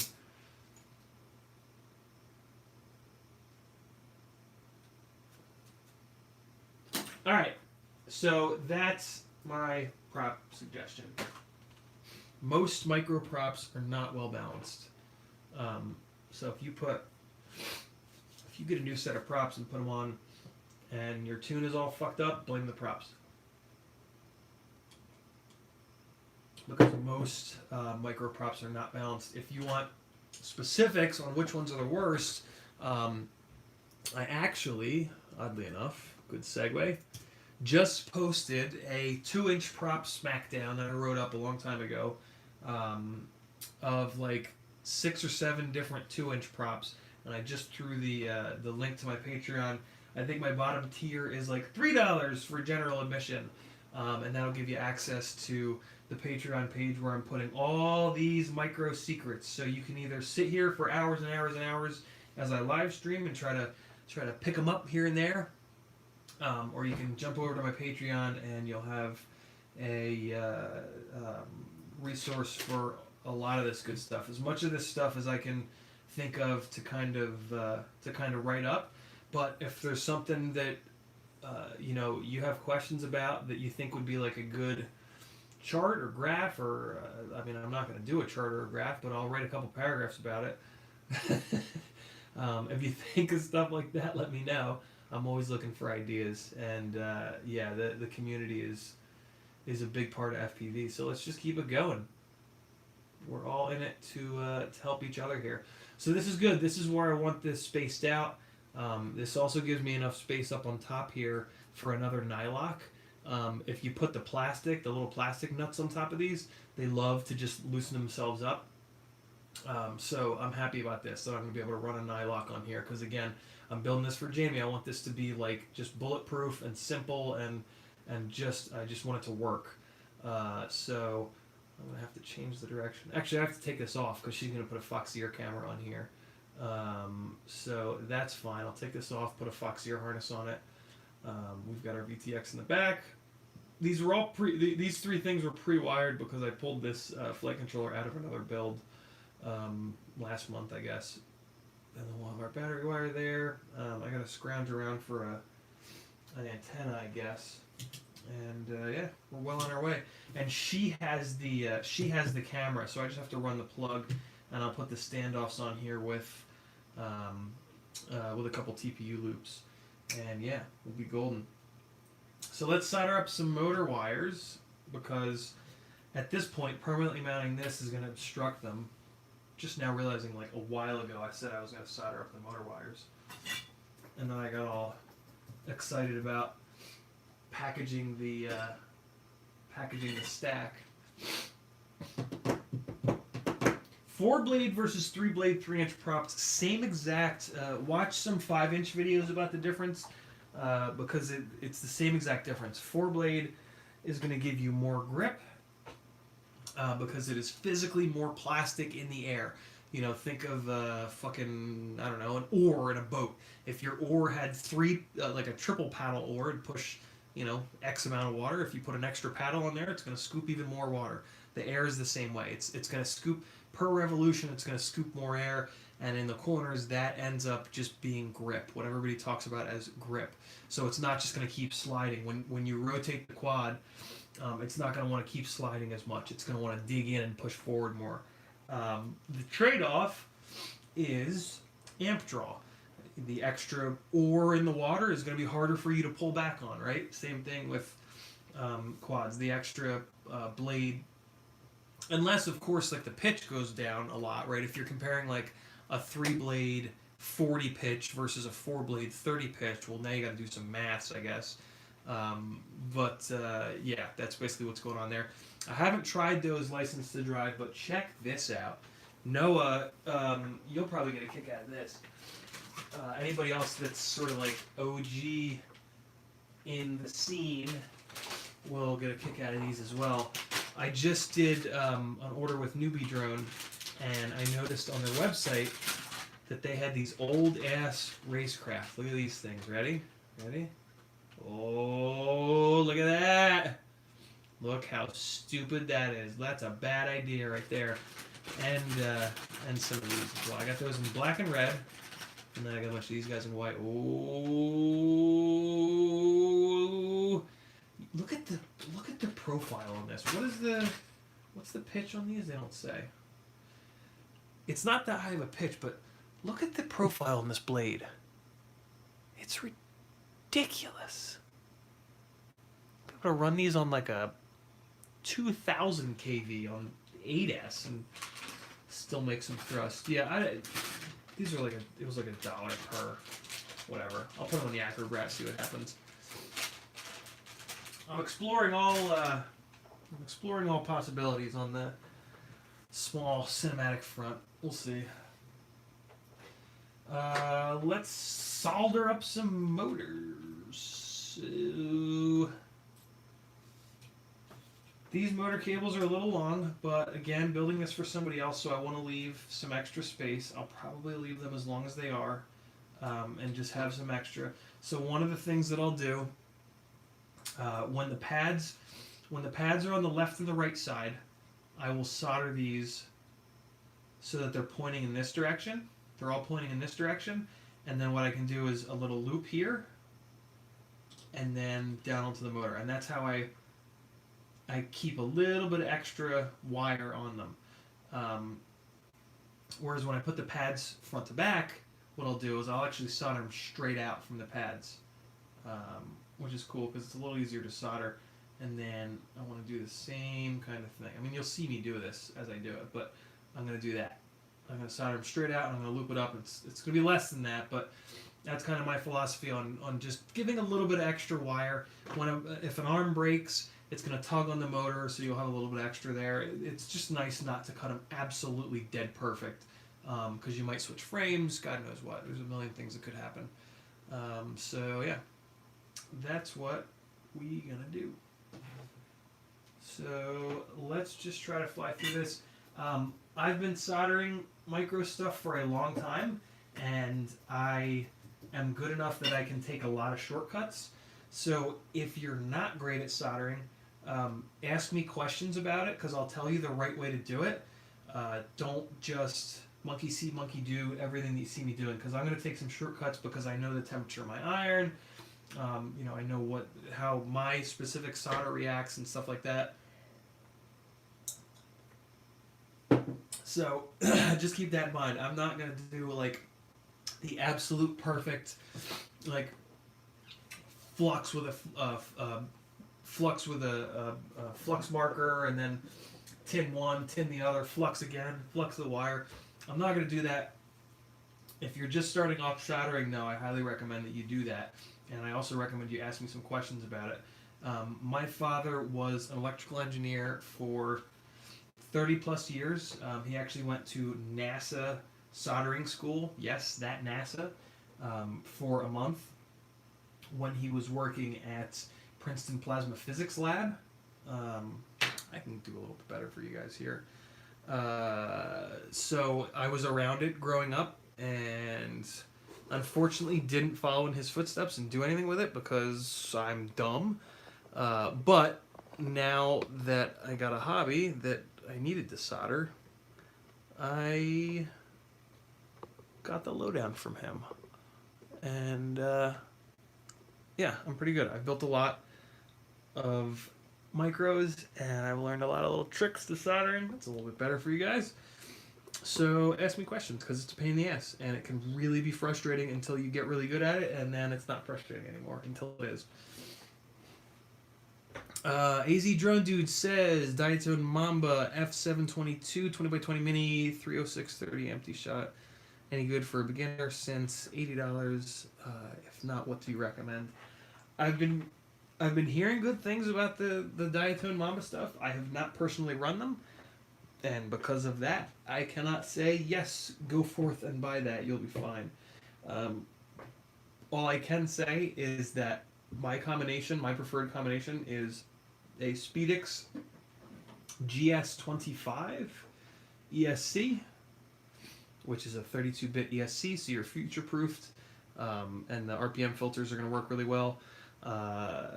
This ESC is $40 or $45, and then I really like, and I don't have any of them floating around right now, but the Talon, they're $32. Talon F7 MPU 6000 flight controller. That is my preferred combo. I don't think they're set up to like plug and play directly into each other. Hell, they might be for all I know. but it's not hard. It's not hard. Buying a stack doesn't really do you any good, especially if it's a pinned stack. If it's a pinned stack, all the pins are going to do is break, and then you're up shit's creek. But yeah, I like the Talons. I really like the Talons as a flight controller. Let's solder. When I do this, a couple little tricks. I separate the wires like this just so that I can put the motor down. I have to do stuff like this because I'm not using helping hands, which is, I would recommend that you use helping hands. They make your life a lot easier. They make your solder joints a lot better. But eventually, when you get good enough at this, you can skip that and just do this the wrong way. I am still at least going to tin the tip of the soldering iron, which I don't typically do, to be honest with you guys.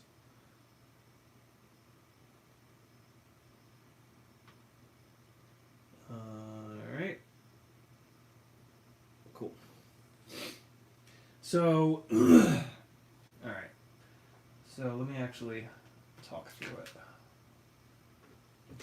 I'll talk through what I'm doing as much as possible because I'm probably not going to be able to talk in an educated way about questions while I'm doing this.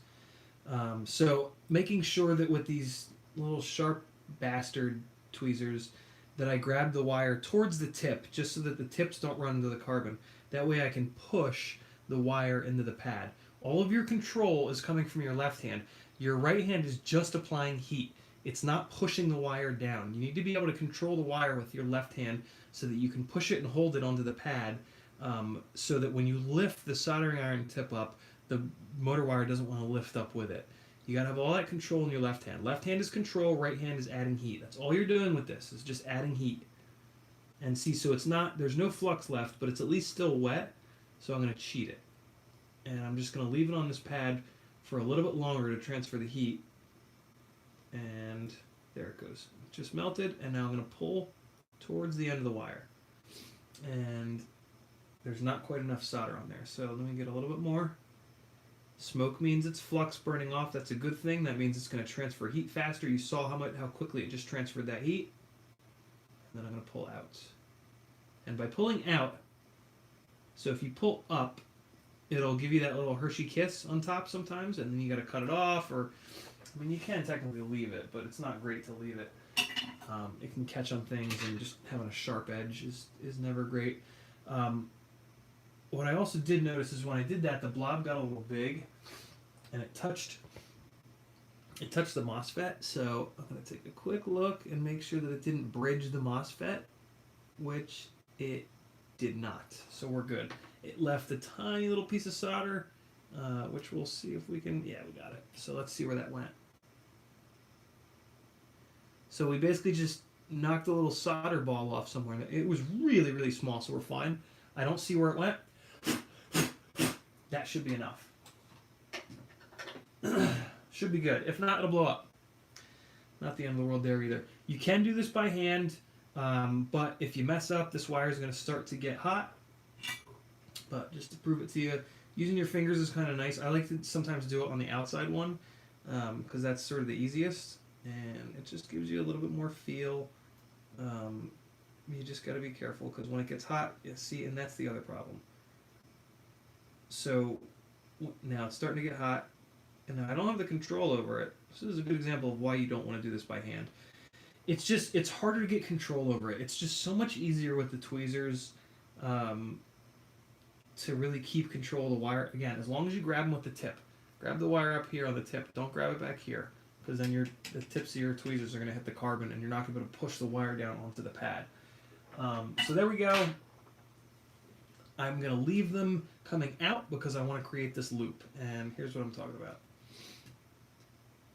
So I'll usually shorten up the one wire, but we're actually fine. So once you do this, put your motor in the little pocket so it kind of hangs out. And we're basically just going to run these up, and then I'm going to zip tie it up here as far as I can to hold these wires down like that. And then look, we got that nice little loops there. Keeps them, just kind of out of the way. The bottom of the camera is going to be here, and it's going to slant up, so we're going to have plenty Well, actually, this is the back, so the VTX is actually gonna like sit kind of under those, but that's fine. That's still gonna be totally fine. Yeah, let's keep going. Do the other one on this side. Let me see. Are there any with shorter? I'd rather have the shorter leads in the back. Yeah, they're all the same. That's fine. Read some of the comments here. What do we got? Alright. ZD. How do you like to mount your VTX? Top plate, stack mount, something else.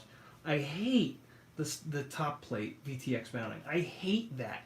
Because every time you take the top plate off, you gotta break the zip tie or whatever. I really don't like mounting VTXs to the top plate. I mount them either vertically, if I'm running standoffs that are 23 millimeters or higher, I will mount the VTX vertically on the rear standoffs. That's just like a really nice way to put it.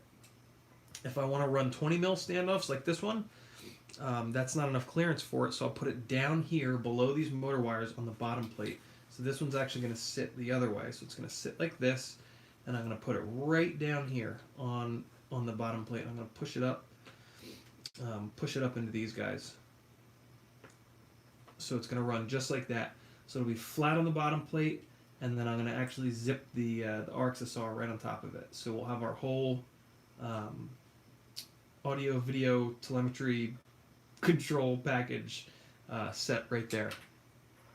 And a nice, clean little, easy to find smash package. There was a part 2. Where'd the part 2 go? Secondly, you don't mind the battery leads on the ESC being right in the middle. What do you mean by right in the middle? Oh, on the GS25, I actually prefer that. So here's why I prefer that. I'm not going to take this off, but when I mount this guy down, the only thing I don't like about this is it only has the battery pads on one side. I really wish they hadn't done that, but I get why they did it, because they put these capacitors on the bottom. So, there's a lot of capacitors on this. I've actually only run one of these so far. I have a couple of them right now, but and it's so clean and just such a good piece. Now that I've been running the race wires, I actually don't care about that. If for some reason I need to mount this thing upside down like this, I will just run race wires. So I'll solder to these, a little short lead, flip this upside down, run it like that, and then if I ever need to remove a motor, I do it by the race wire. I don't have to touch these pads ever.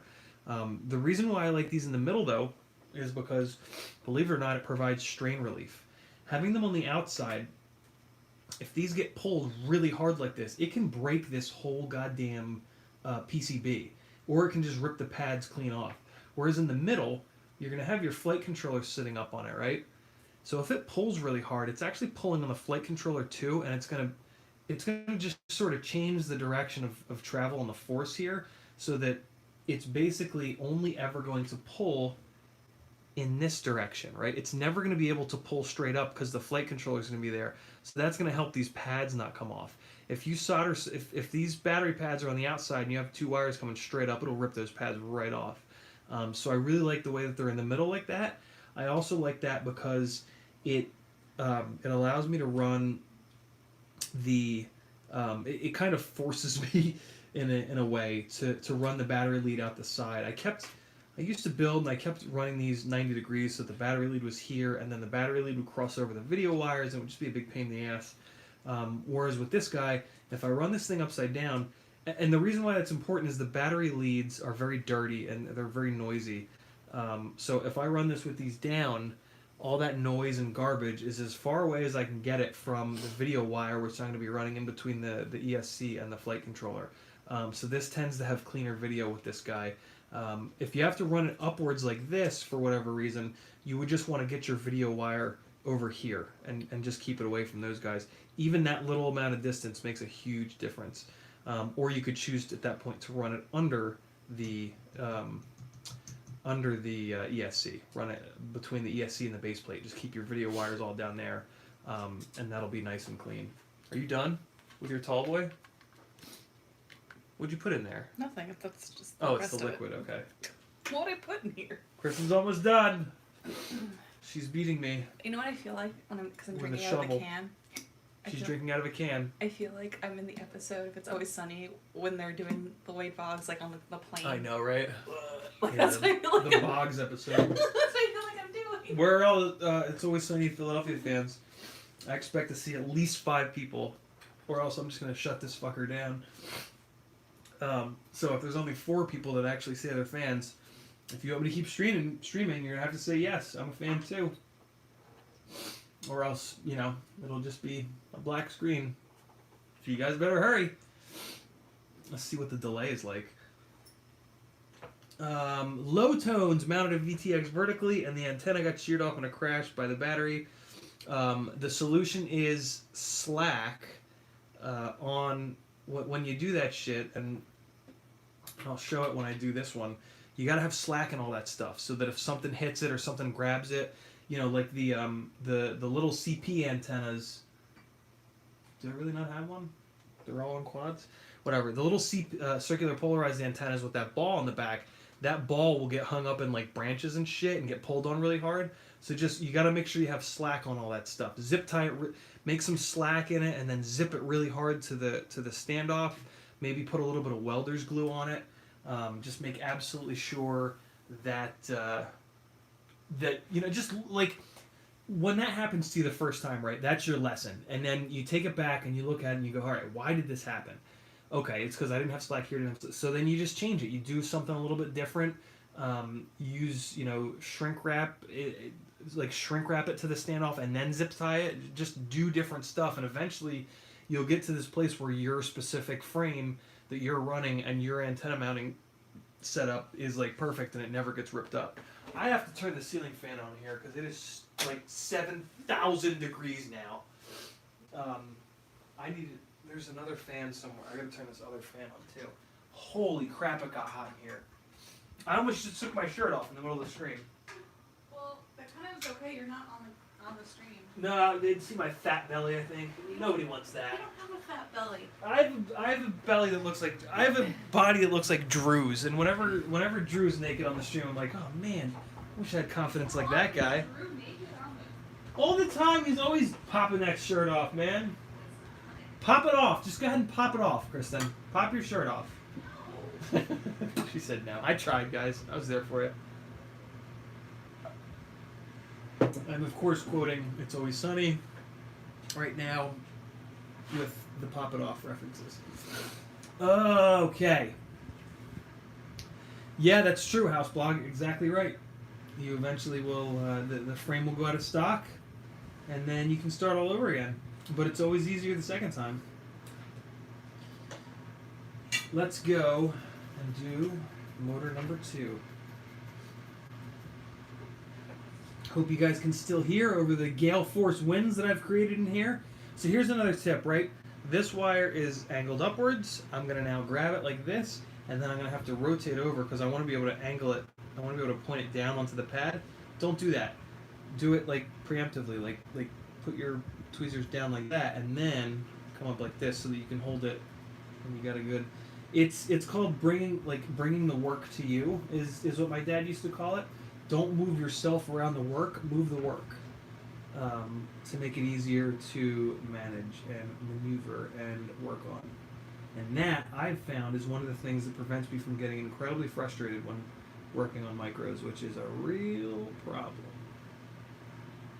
Because it's not just you. These things are frustrating as hell. Alright, I'm going to pull off of it towards the wire, and it's going to make the little... So, also, the little Hershey Kiss Mountain Peak, whatever the hell you want to call it, that gets created, that's also a sign that you didn't have enough flux on there.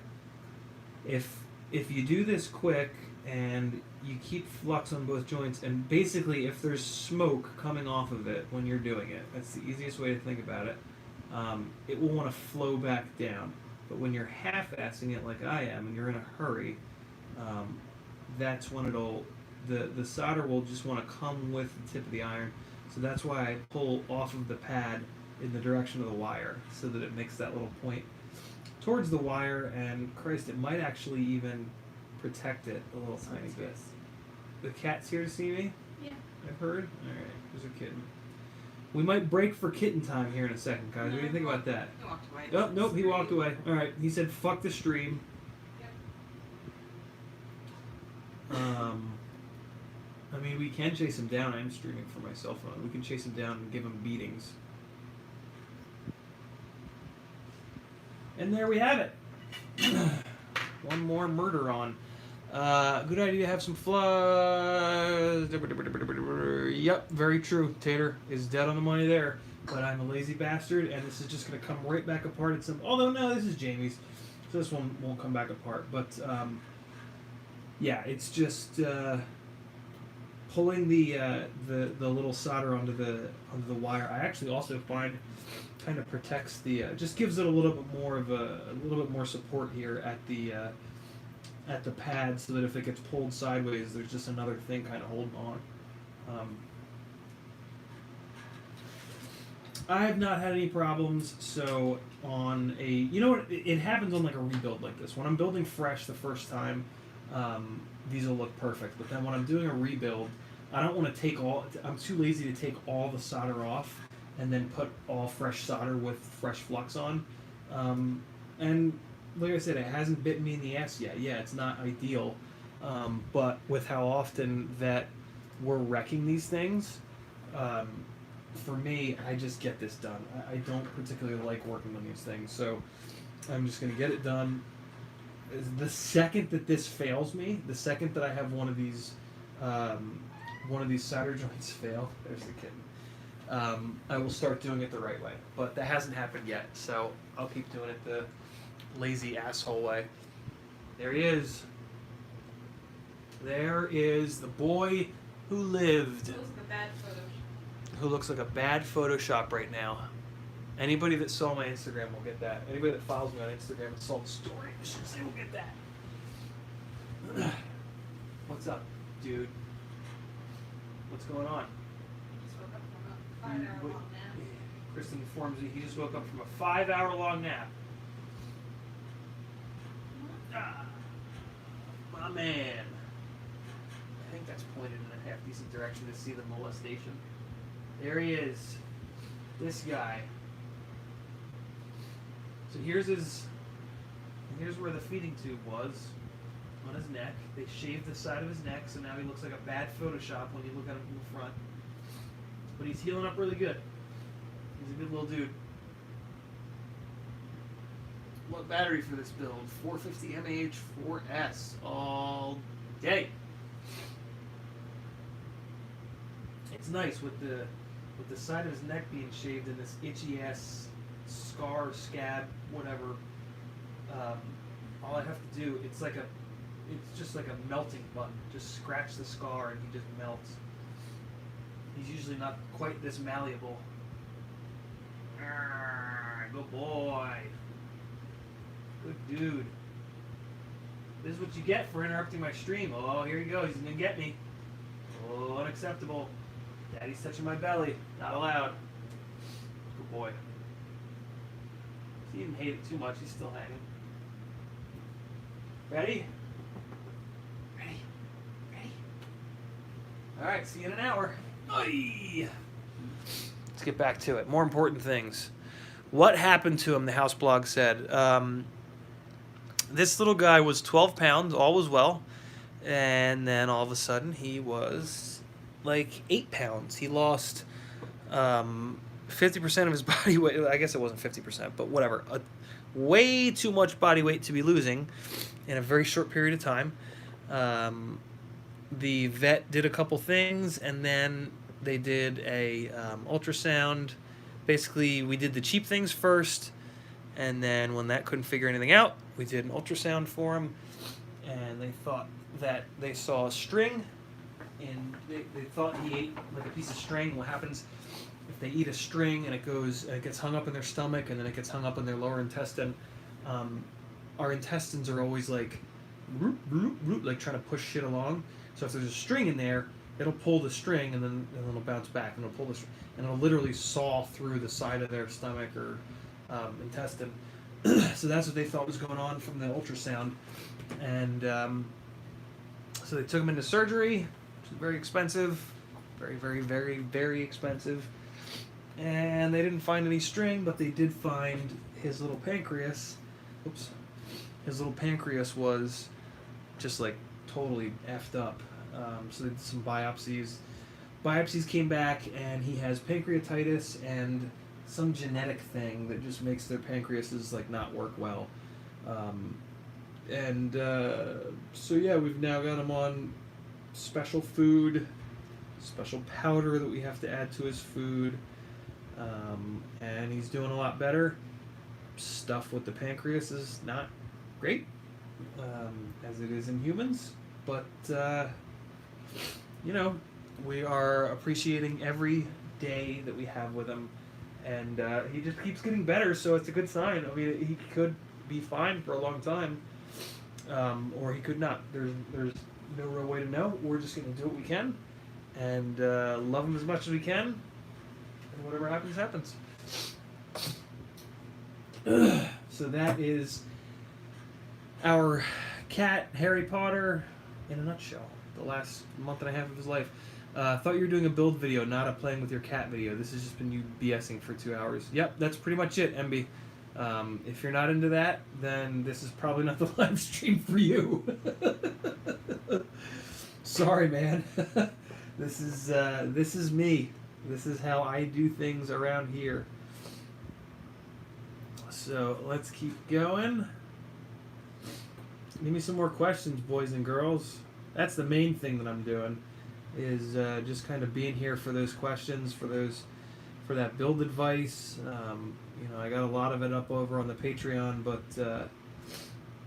one-on-one individual question answering is always pretty awesome. Thanks, Houseblog. I appreciate that.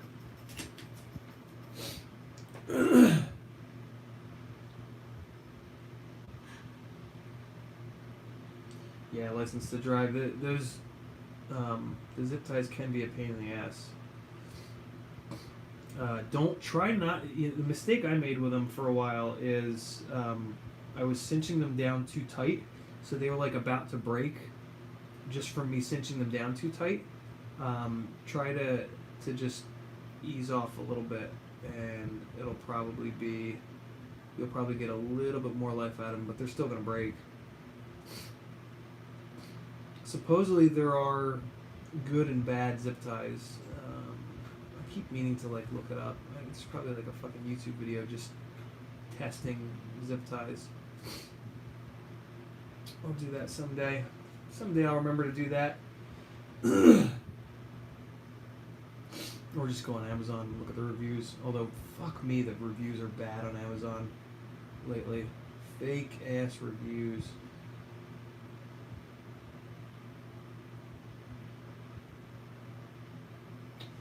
Sights. Let's go. Camera would turn on and work for 20 seconds, and then turn black. Swap the camera, and know that was the problem. See, I mean, the big problem is, a lot of this, the cameras on these things are just not repairable, right? So, if you know that camera's the problem, just throw it away. I mean, that's literally it. You just can't repair this stuff. They just don't build it in a way that you can repair it. Hell, my preferred camera, the Eagle Micro, it's glued together. So, if you break the case, I've done 4 or 5 times now, I should say I've done on 4 or 5 of them, you're hosed. I literally have been epoxying the cases back together, because the rest of the camera's completely fine, but they glued the bastard together. So, just bail on it. It's awesome. Just count your lucky stars that you were able to troubleshoot and figure out that it was the camera, and you're not still knee-deep in that, right? Trying to think it's the 5-volt regulator or the VTX or any number of other things that are, connected to the camera that could be causing that problem. So, just, you just gotta sort of bail. It sucks. I know it sucks, but it is what it is. Come on, you little jerk. This is some ugly soldering that I'm doing. To my impossible standards, at least. Get back down there. I do have the iron pretty low though. For micro stuff, I like to turn it down a little bit. Just because there's no sense pumping a shitload of heat into the ESC. Yeah, that'll work. Success S4 stack any good? No idea. I haven't heard a thing about it. Noah, thanks for hanging, brother. I really appreciate it. You're the man. What else do we have?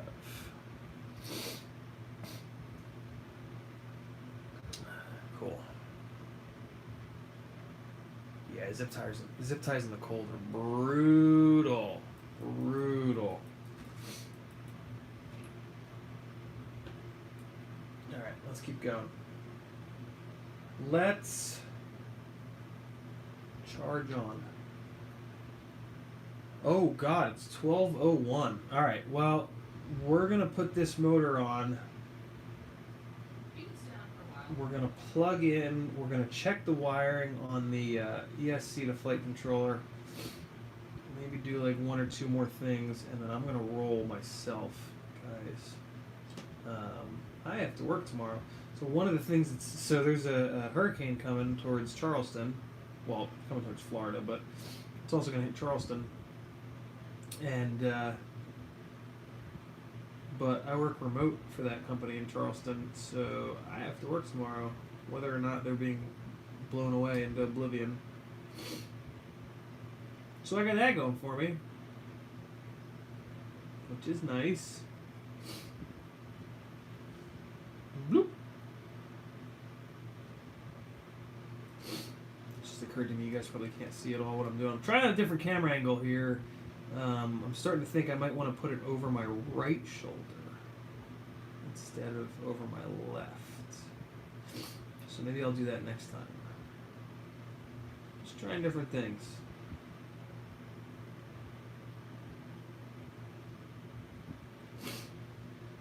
Alright, good enough. Who got soldering questions? Anybody? Family's hunkered down at Disney. I will cross my fingers for him, Tate. That shit's scary, man. He'll be alright, though. Disney's probably about the best place to be in Florida. Shit. Probably have enough food there for months.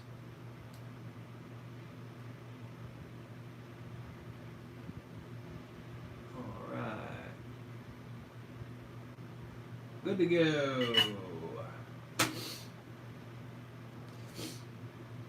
Alright. There it is. So now I want to check these to make sure none of these are really sticking up. None of them are, because again, I was pulling off the pad. Check these. This one is a little bit, but yeah, it'll be fine. Yep, and that actually just flattened it out just enough. So there we go. So now, between last night and tonight, we've managed to get back to the same point that we were last night when I stopped streaming. 6040 house blog. From Amazon, MG Chemicals. It's cheap, it works.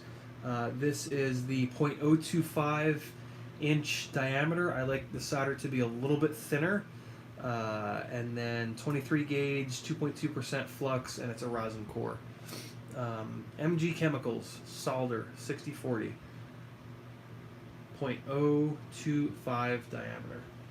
This stuff has always worked really, really well for me.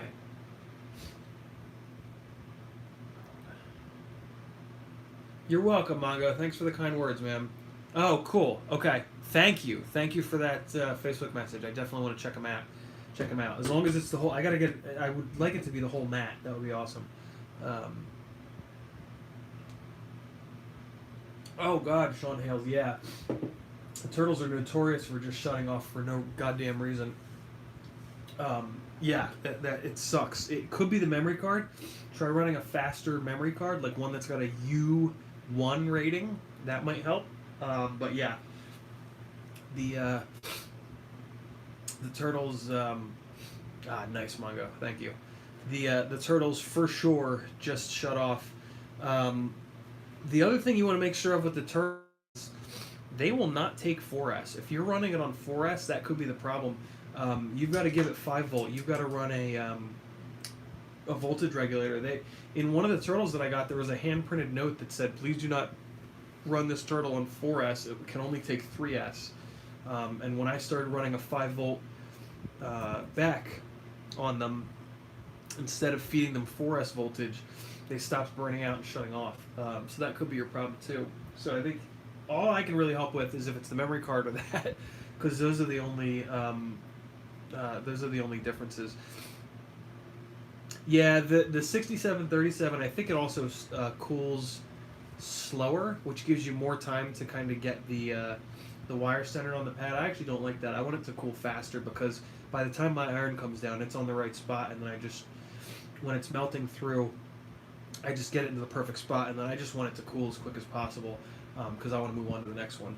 But if you're just learning how to solder, or if you just for some reason want that extra time, the 6337, and I actually have a spool of it somewhere because my father preferred it because he was working on really, really sensitive electronics. Here it is. Yeah, so this is my, and this is Chemwick. Yeah, it doesn't say it on it, but this is also incredibly thin. This is probably like .0025 gauge, oh no, there it is, 0.050 inch. But yeah, don't find myself using that all that often. Only really on RXSRs. When I depin an RXSR, the holes are so small that I have to use that smaller solder. Let's see, Sean, maybe it's what it is. You could, yeah. You could totally run it off of the Unify 5 volt out. Well, it's actually a really good question. I don't know. It depends on the milliamp hours that 5 volt out is rated for, but I can't imagine that it's any lower than this one. I mean, this is a tiny little 5 volt reg, and it's fine. So you probably can, but I would just check the Unify, whatever Unify you have, check the milliamp rating on their 5 volt reg. It's probably going to be 2 amps, and then check the turtle for what the draw is on that. Or just run it off the flight controller's 5 volt reg. That's probably got enough juice to handle it as well. Yeah, good question. Probably either, but you never know. Double check it. All right, my allergies are starting to kick the shit out of me again. I'm gonna call it here.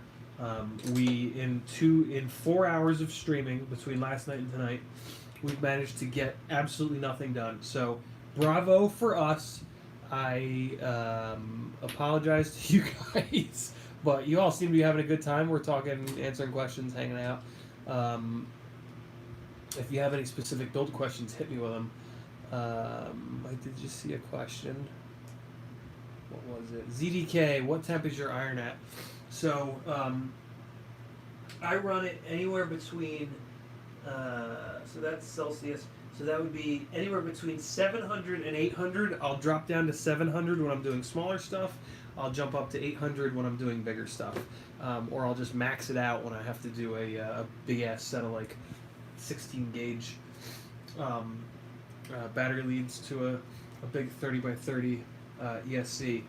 So here, let me drop the here's the Patreon link one more time. Anybody that likes what I'm doing, that wants to hang out more, that's how you can throw me a couple bucks. I'll super duper appreciate that. That money goes all back right into this stuff.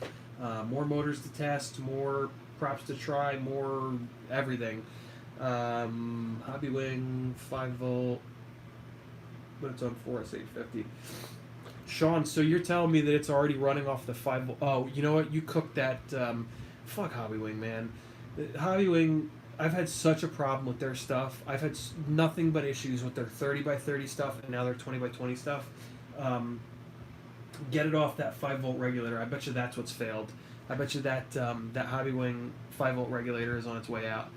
So, in the quickest way you can confirm that is to just put it onto your Unify 5 volt output, and I bet you your problem goes away. But if it doesn't, get yourself a little iFlight $2 external 5 volt regulator, and you should be back in business. Or the turtle is on its way out, which is a definite possibility. I've had 2 of those fail. So, I gotta finish this, I guess. Oh God, ugh. I have to take breaks to breathe because my nose is all stuffed up. There you guys go. Alright, we drank a tall boy together. Let me face this shit at myself so you can see my stupid snot-ridden face. Alright, guys. Yeah. I'm gonna go lick my wounds. My face hurts. Next time, we'll actually do this because, come to think of it, all we really need to do is drop this on. We need to 1, 2, 3 solder points to take off the run cam video and power and ground cable. Replace that with a Fox Ear harness, and then I just need to plug this Unify in because I already have the Unify harness on it. Plug in the ESC, and that's pretty much it because she's got the camera that she's going to drop on. So we'll have this, boom, this guy. I'll show you how I run the antennas for this. That'll be cool to see. And then bolt some motors up, bolt some props on, and this guy already has a tune on it, which is good because the USB port broke off. So this can be tuned through the goggles, which actually it won't even need to be because it was on a very similar setup to this. So this is pretty much good to go. We'll slap the rest of it together and we'll have a working micro for Jamie that you'll probably see again in a couple months when that run cam setup comes out. And yeah, it'll be pretty fun. Next up for me, I'm going to be building another 5-inch rig. So once we get done with this next time, I'll finish this on the next stream. I will not, whatever the next stream is, it'll be a surprise stream. Whenever that next stream is, I won't stop streaming until this is done. So, you know what I'll do? Maybe I'll do a Patreon only stream. That'll get you guys interested. If I can figure out how to do that, maybe I'll do that. Maybe the surprise stream will be for patrons only, and then we can finish this guy. And then the next regular YouTube stream, I'll do the 5-inch rig, which will be a Glide, Bob Ruby's Glide frame, which is my preferred 5-inch frame right now. It'll be essentially my third rig, which is going to have high kV motors, but be set up for a session. This is going to be more of like a cinema kind of rig. I'm not going to trash on this one as much, so if I need to do like a drift event or something like that, and I'm not going to be wrecking a lot, this will be the rig that I use for that. So yeah, thanks for hanging out. We drank a tall boy. We accomplished nothing in the last 4 hours of streaming, but you guys got some awesome answers. I had a blast hanging out with you. Everybody go out and fly tomorrow. Anybody that's in Florida, don't F around with this hurricane. Get the hell out of there. I don't want any dead pilots obituaries on pilots' Facebook pages. And yeah, everybody cross your fingers and send some positive vibes to the people in Florida. Other than that, check out my Patreon, subscribe here for the next stream, check out some of my flight edits, comment, ask me questions. You guys rock. I'm out of here.